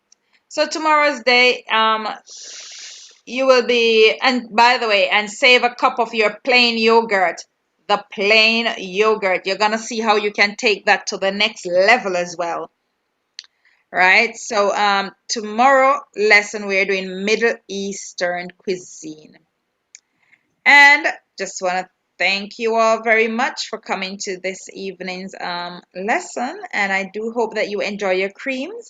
And I'm hoping you're looking at some of those lovely pictures in which you can actually use your creams, how you can use your creams.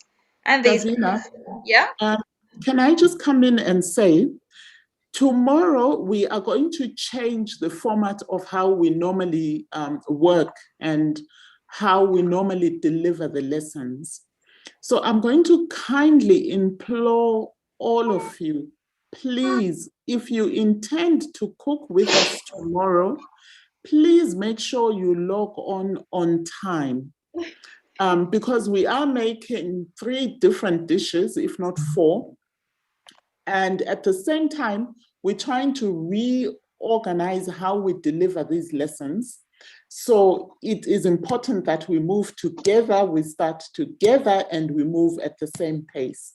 So I'm just kindly asking that, if possible, can those who are planning on making the falafel, making the hummus, tzatziki sauce, and the tabbouleh salad, please, let's log on time, move together at the same pace so that we can successfully make all the 4 dishes and complete the lesson on time. Thank you, everyone. Thank you. Have a nice night. And we will see you tomorrow. Before you Thank go, you. Good night.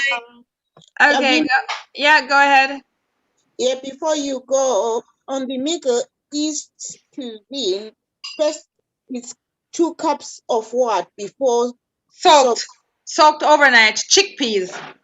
Yes, I've got chickpeas. What else? You mentioned something. You're gonna cook 1 cup in the morning. Yes. And you're gonna save the water from the cooked chickpeas. Yes. Yes. Davina, the instructions are on the group chat. I will repost them. I think that way it's easier to have something that is written out. Which brings me to another teaching point. Can I just sneak this in? Normally when we cook, especially if you're trying out a recipe for the first time, try and have it typed out or written out and in front of you as you cook. That way you can easily cross-check if you have all the ingredients and you have prepped them accordingly. But you can also just follow the recipe and know the steps that you need to follow. It will reduce frustration on your part and also confusion, because sometimes when you prepare a dish for the first time, it's very easy to omit a key ingredient. So I always encourage that. Let's type out our recipe, or you can have it on your phone or your tablet, but just make sure you have it in front of you as you cook. Thank you. Yeah, I said 5 tablespoons of coconut oil.